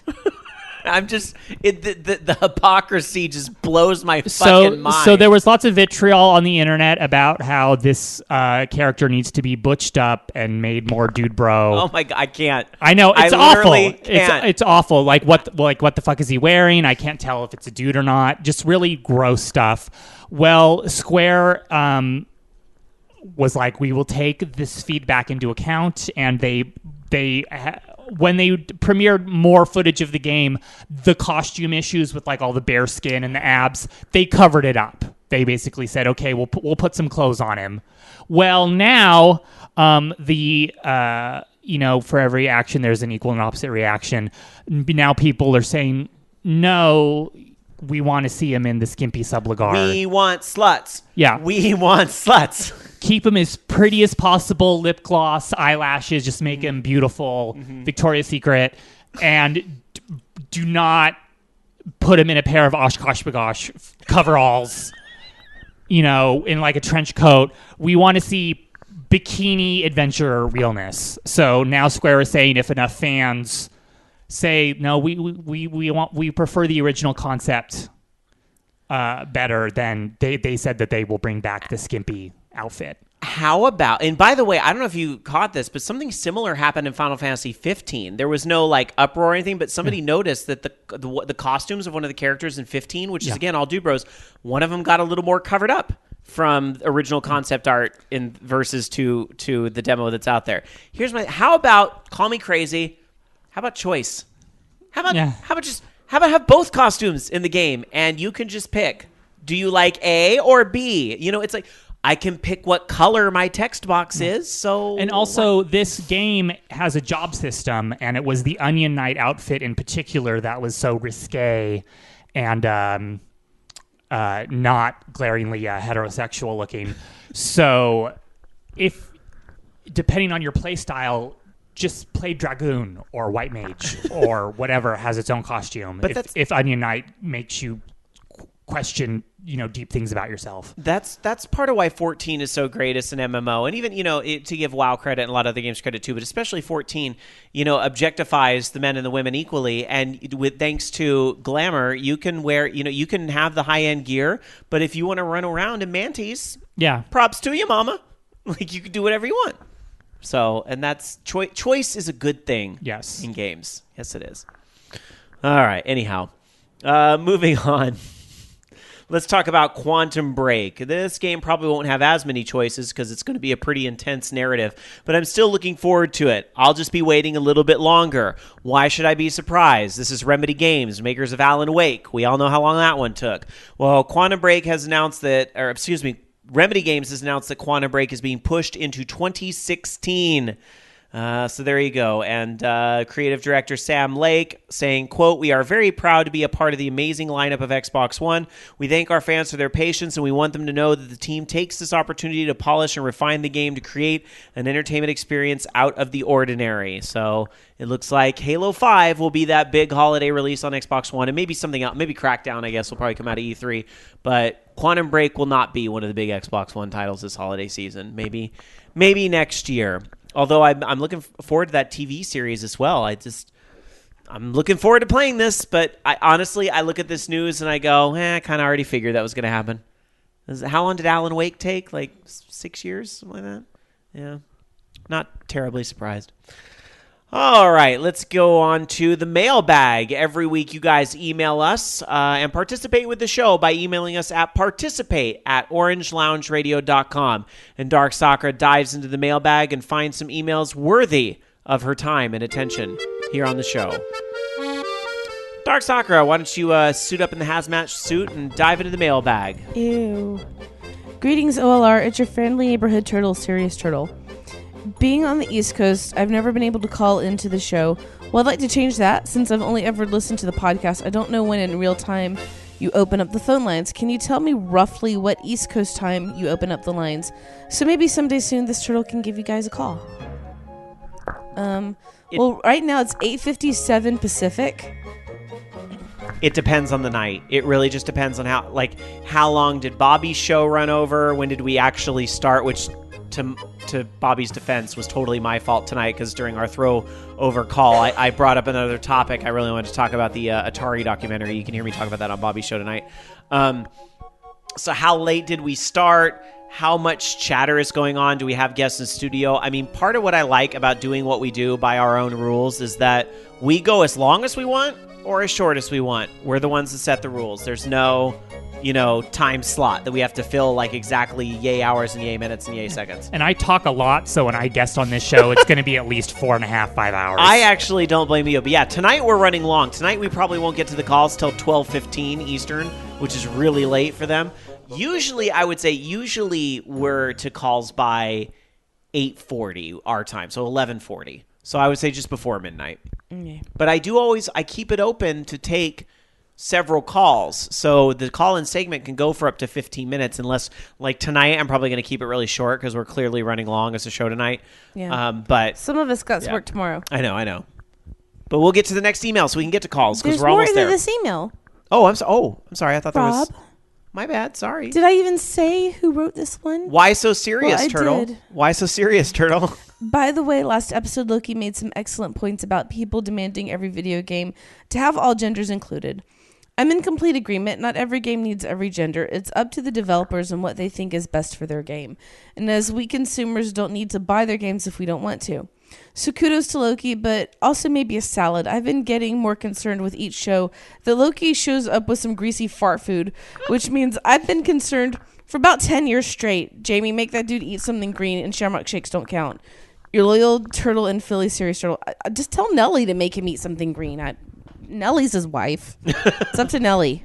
According to her Facebook, if there isn't meat in something, he won't eat it. Like if you made eggplant parm loaded with cheese, right? Loki's not having it, according to Nelly. Eggplant's so good, though. Anyway. All right, we'll pass the message along to Loki, or he's listening right now, fuming. Who knows? Hello, OLR crew. The release of Halo Online was surely a bit puzzling for a lot of people, including most of the Russians. Why on earth would you just release a new game in one of the most popular series in a place like Russia? Just to be clear, Halo franchise is not very popular here. We didn't even get Halo 3. And console gaming is just starting to get popular. PC was dominant gaming platform for a long time here. The answer is a combination of a few factors, though. The developer of Halo Online is Saber Interactive, a Russian development studio that had a prior experience with Halo franchise. This is a F2P PC game. Hold on, I'm losing my place. Okay, both of which is very popular here. Plus, the audience is more tolerant to buggy launches, experimental features, and is much cheaper to advertise to. At the same time, the user base is large enough to gather meaningful test data. And developers being natives helps. It is much easier to scout for feedback, and the loop is much tighter that way. As Halo franchise is not very popular here to begin with, there's no risk to diminish the sales of main titles in which the series, I also heard Halo 5 is around the corner. And of course, if developer will be able to sustain the market demand, and if the game will be profitable, it will surely spread to other territories, probably with altered monetization policies to accommodate the local market. Your longtime Russian listener who always means to write a feedback mail and then forgets and thus never does. 13x forever. And actually, when I said last week, I know we have listeners in Russia, this particular one came to mind because I see him on Twitter occasionally. So I'm glad he chimed in with that perspective. I did want to mention, we don't usually solicit messages this way, but, I got to get with the times, I guess, because we got a message on our Facebook account from one of our listeners, Wayne, who actually messaged us to say kind of like a similar perspective, wondering why Halo Online is getting a Russian release. Usually the free-to-play variants of games only get released where there is massive piracy, such as Russia, Korea, and China. So the only way to make money is to release a game for free with microtransactions. The games themselves are typically not that great, as they just contain random maps from some of the other games in the series, slightly altered for that region. I just thought that was an interesting other perspective there from one of our other listeners. All right, last email. Yep. Hi, OLR. I just wanted to share a somewhat scary story from this morning. Like other PS Vita owners, I heard about the false advertising lawsuit that had been won against Sony regarding the capabilities of the PS Vita pre-launch. For those who didn't know, first-generation adopters are being offered a settlement package in the form of $25 cash or PSN voucher. I received an email this morning from this email address, and it was a Vita legal offer at PlayStationVita.us.com, claiming to be the firm offering the settlement terms. The email informed me about the settlement and informed me to click a link in the email in order to file my claim. Like an idiot, I did, and it took me to a strangely barren login screen. And he gave us the full address. It was vitaclaims.com/account login/tabid/68, bunch of other stuff. Confused as to why I would need a login and what login it was looking for, I assumed it was linked to my PSN account. So yes, for the record, I am a moron. I visited a Reddit page regarding this email, and apparently many other Vita owners received the same email. The general consensus was that it was likely a scam, and as a safety measure, I went on my PSN account and changed my password immediately. Just wanted to pass on a word of caution. Love the show, been listening for 10 years, and it is the best part of my Monday. Best Tonic Vision. Thank you for that email. That's very kind. Yeah, look out for people that I think there is nothing wrong with raising that red flag of suspicion. Anytime, and this happens a lot. I see this in the Blizzard community a lot. Whenever Blizzard announces we're going to be doing a beta for Overwatch, suddenly, shady people are going to send out an email blast that's log in here to get your beta access for Overwatch, and it's a site that's set up to steal your login information. So you have every right to be suspicious. Be careful what links you click from emails. Always go to websites directly where you can. But I will say this. It happens. You did the right thing by changing your password. I'm sure you caught everything in time. So at least you realized. So well done. Yep. All right. Great emails tonight. Thank you, everybody. Participate at orangeloungeradio.com if you want your feedback considered for next week. Let's get to the FUs of the week. It's time to get a little bit angsty here on the show. Why? Because rawr. That's why.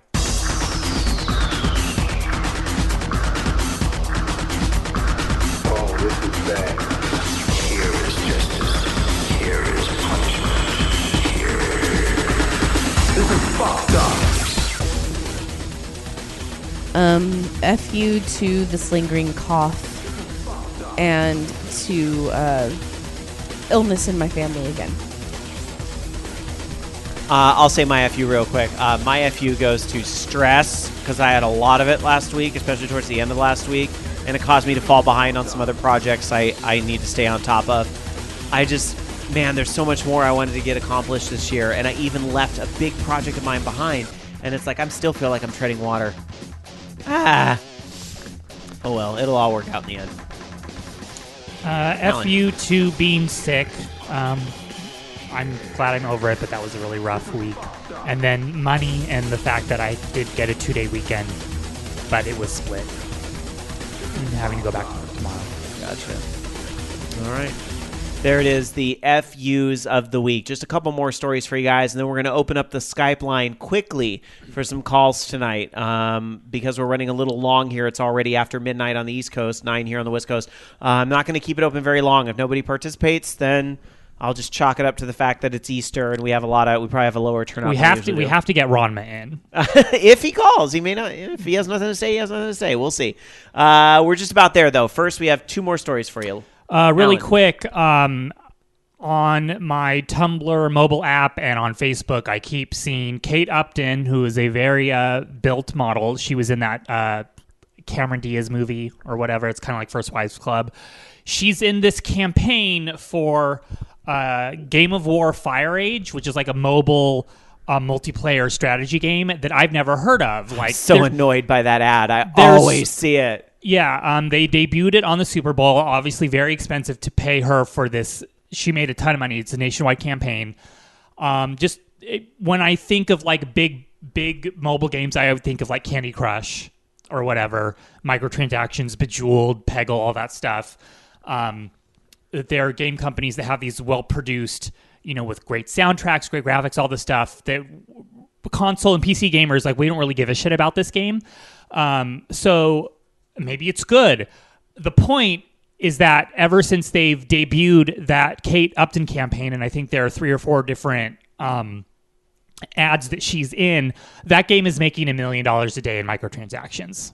So there's a whole world out there of people who play. Well, I think a couple months ago we had the story about how Kim Kardashian's game makes $3 million a month. Yeah. So so if it's like, what is this game? And she's very pretty, but why is she all over my Facebook sidebar? That game is making $1 million a day in like 99-cent, $2.99 bullshit. That's all. All right. Wow. I'm surprised and I'm not surprised because they really shove that game in your face everywhere you turn. But part of me is kind of like, I'm not checking it out for that reason. You're not the boss of me. You can't tell me what to do, Kate Upton. You have no power over me. Because, if we tried it out and it's like, oh, this is really good. No, I haven't heard it's good, though. That's not what I've heard. Uh-oh, crash bang. You all right? Yeah, I was just standing up. All right. Little mic fail. All right. Anyhow, one more story here about Mortal Kombat X, which is just around the corner. Mortal Kombat X, you're actually going to be able to try the DLC characters before you buy them. Mortal Kombat X DLC characters will be available in the Challenge Towers mode. Through the Challenge Towers mode, you may get to play some of the DLC characters. This was something that Ed Boon had talked about to Angry Joe, one of those YouTubers out there, saying that the Challenge Towers are called the Living Towers, and every time you turn the game on, there's going to be 3 towers in the Living Towers section. One changes every hour, one changes every day, and one is called the Premier Tower, which is like an event tower. So, for instance, if Jason comes along, you're going to have a Jason Tower that you play as Jason, and you can even use that tower if you didn't purchase Jason. So it's really cool. It gives the players a taste of what the character is and what it's like to play them. So, I guess that's kind of cool, but at the same time, it just kind of reinforces the fact that you're already going to be downloading and paying for these characters. It's pay to unlock at this point. Yeah. And that's a little bit frustrating, especially considering how expensive these characters are. I gotta say too, speaking about Mortal Kombat X, I don't know if this is what you were gonna say. Yeah, you got a demo of some of the fatalities, and I think we've hit Rob's limit of computerized gore. Yeah, Shane came over this week and was like, Rob, you should see all the fatalities in Mortal Kombat X, because you got to check this out because I know you're not a big fan of all this like violence and gore stuff, and you may have some feelings about this when you see this. So I watched it, and I have to admit, I was like, okay, this is starting to get a bit much. And like it's some of them almost too much. Some of them really are stupid. Like Goro had one. I'm like, that's dumb.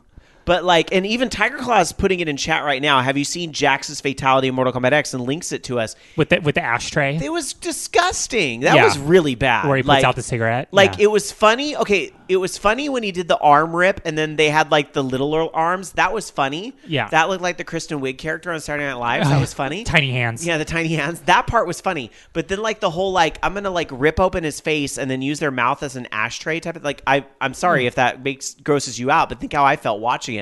I was like, all right, and I turned into my mother.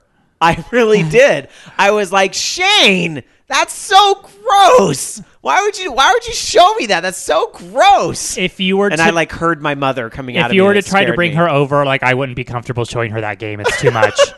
Whereas like Melina's, weird face eating thing in the like remake, Mortal Kombat 2, and that shit was funny. Like Katana giving a kiss and they turn into a balloon. That shit was funny. It was cartoon. That was oh like my Tom God, and Jerry Rob, violence. what is this? Have you seen these fatalities from Mortal Kombat X? No.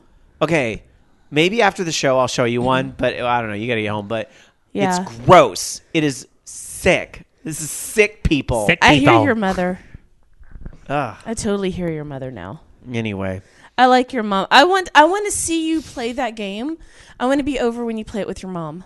I don't know. Honestly, guys, I think Alan's right. I don't think I can show it to her. I think it's too much. I wouldn't be Like, comfortable. It's beyond her funny. seeing that. Is it at this really point. that bad? It's really bad, Jamie. It's really bad. Did you hear me describing the Jax fatality? No, I had to go to the bathroom. Okay, so That was pretty gross. Jax rips off some of the arm and like He shoves them in so they've got. shoves them in so they have little stubby arms. That's funny. That's so if it ended there, I'd be like, okay, that's funny. It looks like the Kristen Wiig character on Saturday Night Live. But then he takes their head, rips off the top half Like a Pez so dispenser. you see like the jaw hanging and all the teeth, and he takes his cigar and puts it out in there. Right? Jamie just made a face. That's actually kind of funny, but No, it's disgusting. You have problems. you want to know what disgusting is? Look up the Viking eagle punishment. No, I don't even want to know. I don't even want to know. Goro has one where he takes a fist and he bonks them on the head, so their head gets shoved like down into their torso, which is not how the human body works, but I know it's a video game. So now they're shoulders with no head, and then he takes his hand and he puts it on their stomach, and then he rips the flesh off their stomach so that you can see the face of the head that he just bonked down. That's pretty funny. Yeah, a lot of them are just stupid. Yeah, I don't know. Then there's anyway. I'm getting gross just thinking about it. Tiger Claw's like, I'll tweet you the Jax fatality so you can see it. Look at the listener. Look at the listeners care about you, Dark Sakura. All right. 1-877-GAME-OLR or our username on Skype, Orange Lounge Radio. The phones are open now if you have anything you'd like me to discuss or you want to discuss, want to bring up for Jamie or Alan, who, by the way, I should say, I'm going to go ahead and get this out of the way now. I'll watch this shit live. Since I know, are you gonna watch it here live? Sure, I'm getting it linked to. All right. So Dark Soccer is bringing it up. Is this? Okay. I noticed this is a link on Giphy Cat. Is it a video or a GIF? I don't know. It's trying to load. Because I would play the music here in studio if it's a video. Oh, it's just a GIF. Okay. So it's yeah. There's no audio here. That's okay.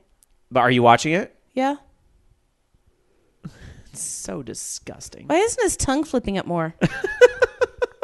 Okay, that wasn't. It was just stupid. Akuma JP in chat says, Aunt Sakura, look. That's stupid. Look at what I can do. It's just stupid. 1-877-GAME-OLR. Our username on Skype is Orange And Lounge Radio. I kept thinking, that's not proper anatomy. It's a little more realistic than it usually looks. They get a little closer with each and every iteration. I will say that. Let me go to our Twitter at twitter.com/OLR. Marcus Boy tweeting us at OLR saying, Buying a super rare amiibo is how you will demonstrate you truly love me. Potential best OLR quote of the night. Oh, thank you. The sad thing about that's something I actually said in real life to Alan. So that wasn't even a quote from the show. That's just a quote from Living With Us. So there you go. Which, by the way, I guess I didn't really say this at some point in the show, but I just assume most of you know. But Alan is my longtime partner, so, just in the interest of disclosure. I don't want to be accused of collusion. Oh, he's only a host because, Anyway. What, Darsara? You going to say something? No? Okay. Let's get to the phones. We have one person trying to get in here, so let me see if I can get it right now. Hi, you're on Orange Lounge Radio. Who's this? Hi, this is Raginator. Hey, Raginator. What's up? Not a whole lot. Now, this is somewhat of a question, somewhat of a plug. Go for it. I happen to be on Vogue's Steam community page earlier today, and I happened to notice that you had a somewhat older announcement on there regarding Beat Hazard. And I was wondering, do you guys still try to play Beat Hazard as a community on Steam? And that. You're cutting out a little bit. I'm gonna cut you off just for a minute while the connection tries to fix itself a little bit because you're cutting out a bit. But I think I got out of the question is, do we still play Beat Hazard on Steam? I did put like a little like directions like, oh, here's how you can actually listen to the Voice of Geeks Network in Beat Hazard because you're allowed to connect to the stream. Actually, I do still play Beat Hazard, but funny enough, I kind of find that it's more on the iPad that I play it, and I know that's not Steam, but I have when I'm on an airplane, Raginator, when I'm on an airplane and that's like the easiest thing for me to do, I actually find that that's a great game for me to play in those situations. So anyway, let's see if the connection is better. You had a second thought there? Yeah, I was gonna ask. I happen to notice that there was some DLC available for Beat Hazard. I think it enables online multiplayer or something like that. I was gonna ask if it's worth the $5 to get the DLC or not. It's been so long since I touched it. I don't know if I own that or not because I've never played multiplayer in that game. But I will. I'll have to look into that. Let me get back to you on that, Raginator, because I know there was some type of DLC that I downloaded. I thought it was like Gold or something, or it was called like Ultimate, and I did download that. But I haven't tried out any of the multiplayer or any of that. All right. One last thing before I do let you go and try to get more calls. I happen to find a free game giveaway, a Steam game, and I'm about to link it in chat any second now. I like free. It's a game called Steam Hack. They're giving away a game, the game again. This is the second time they're giving it away. I've had it for a while. I haven't tried it out yet, but hey, it's a free game, so might as well grab it if you can. You can't go wrong with a free game. You can't beat free unless it's going to be shoving microtransactions in your face. What? Unless it's yours. Unless it's yours. All right. Raginator, my friend, we're going to let you go to try to squeeze in some more calls, but a good plug for the Steam community. Sometimes we forget it's there, but Raginator is there and ready to play games with you. Go look him up on the Steam community. All right, have a good one. You too, my friend. Take care. Yep. All right. Sadly, we lost the live listeners at some point in there. That wasn't even our fault. That connection thing was, I don't know if there was like a hiccup on the East Coast or something, because suddenly his call got weird and then we lost the show, and that wasn't us. That was our provider. So, but anyway, hopefully some of our live listeners are back, and we do have time. I can squeeze in at least one or two more calls if you want to try and get through. Otherwise, we will wrap things up tonight.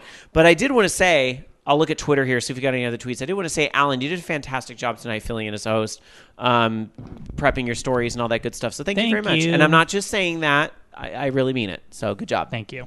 All right. I don't know if any listeners want to pass along some advice or compliments or what have you.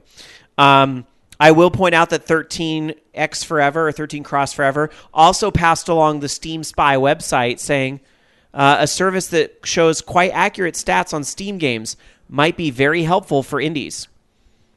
And then YYR was tweeting us about some of the new Street Pass Me Plaza games.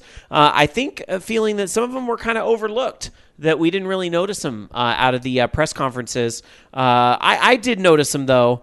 But yeah, there was kind of so much information that came out of that Nintendo Direct that you might have missed those Street Pass games if you weren't looking for them. But I have to admit, they don't look as cool as like the gardening game. I can't believe I'm saying the gardening game, but yeah, I'm not feeling it from the fishing game. But I suppose if they have a demo or something, maybe I'll try it and change my opinion at that point. So, all right. And SSU 100 Matt saying, Alan always does a great job. William Murderface saying, insert collusion joke. Yes, we know. All right. Well, sadly, I'm guessing because of the internet hiccup or some reason, it doesn't look like other people are trying to call in. We're running way late, so I'm going to go ahead and pull things up off Skype here and start to wrap up for the night. If you have further thoughts you want to get in on a future week, you can always tweet us, twitter.com/OLR. Email us is great too. Participate at orangeloungeradio.com. Or if you want to start a discussion and get other people involved too, I urge you to check out the forums at vognetwork.com. It's now time to go around and get everybody's final thoughts. I will say, as I say every week, though, thank you very much for tuning in and supporting independent radio. It's really appreciated. You know, we're not the Nerdist or Twit or Kevin Smith or any of those things. You know, we are just, three people in a spare bedroom, or really more like a living room type thing, just doing something that we really love doing, talking about games every week. And with all the crazy stuff that goes on out there, we just try to keep it positive. We're fairly critical, but we try to be overall positive. We love games at the end of the day. And I got into this pretty heavy. I guess I will mention this. I did get into this really, really heavy on Horde House this week. So if you haven't heard this week's Horde House, I definitely left you all a very personal, very deep message on that show after an incident that really affected me this week. So I will give that out there. Anyhow, it's time to go around and get everybody's final thoughts for the night. Alan, once again, great job. I know you don't have anything to plug, but do you have a final thought? The final thought is that both you and I guess, are kind of on diets. No one cares about the details. But for dinner tonight, I'm making the super extra creamy mac and cheese. Oh, and it's going to be so fucking good. Oh, yay. Well, it's Easter. You know what? I was a good boy this morning and so forth. Yes, I've lost a whole 4 pounds on this diet so far. Woohoo! But it's something. It's something. So my final thought is mac and cheese is delicious. It is delicious. And I'm going to eat it, but I'm just not going to eat as much as I used to. That's the trick. That's the diet in a nutshell. Eat what you want, but don't eat as much of it. So, my final thought tonight. I need to incorporate more exercise into what I'm doing now. So I'm going to hope to do more walking in the next week. I'll let y'all know how that goes. And tune in Saturday for the Sac Indie Arcade. We're really excited about that. Look forward to hanging out with Brianna and Gabriel and the whole crew and meeting lots of new people. I have a really good feeling we're going to meet a lot of developers that are going to want to come on this show and pitch their game. And I'm excited for all you to hear it, because we'd like to have diverse people here in studio talking about games. So it'd be fun.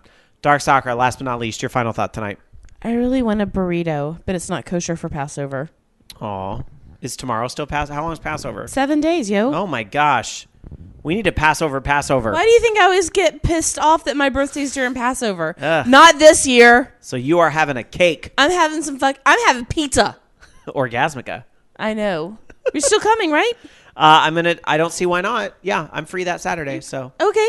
Yeah. Pizza Orgasmica. He may work, but I should be available. Okay. So. Dan might be available, actually. Woo! Woo. Oh, goody. Another Dan, Rob, and Jamie trip. I can see it now, driving through Vacaville. Dan! Pizza! Nut tree. The sign's gone. I know, I heard the sign. Sadness. The legendary nut tree sign is no more. Those in Northern California will understand. You know it's at the Nut Tree right now. The shopping center Nut Tree. Fenton's. Krispy Kreme. Is it really? Mm-hmm. I'm on a diet. So? I don't care. Just have one donut instead of two. I'll have one super cheesecake crunch donut That's it. I got nothing. We're out of here. Have a great week, everybody. We will see you at the Sac Indie Arcade and maybe a short show in 7 days. We're going to try to work that out. So hopefully see you in a week. Good night, everybody. You've been listening to Orange Lounge Radio. Orange Lounge Radio is a production of OLR Studios. To join us for a live show, tune into vognetwork.com Sunday nights at 6 p.m. Pacific, 9 p.m. Eastern. The views and opinions expressed in this program do not necessarily reflect those of the staff of Orange Lounge Radio or VOG Network, but you know they were all still true. See you next week.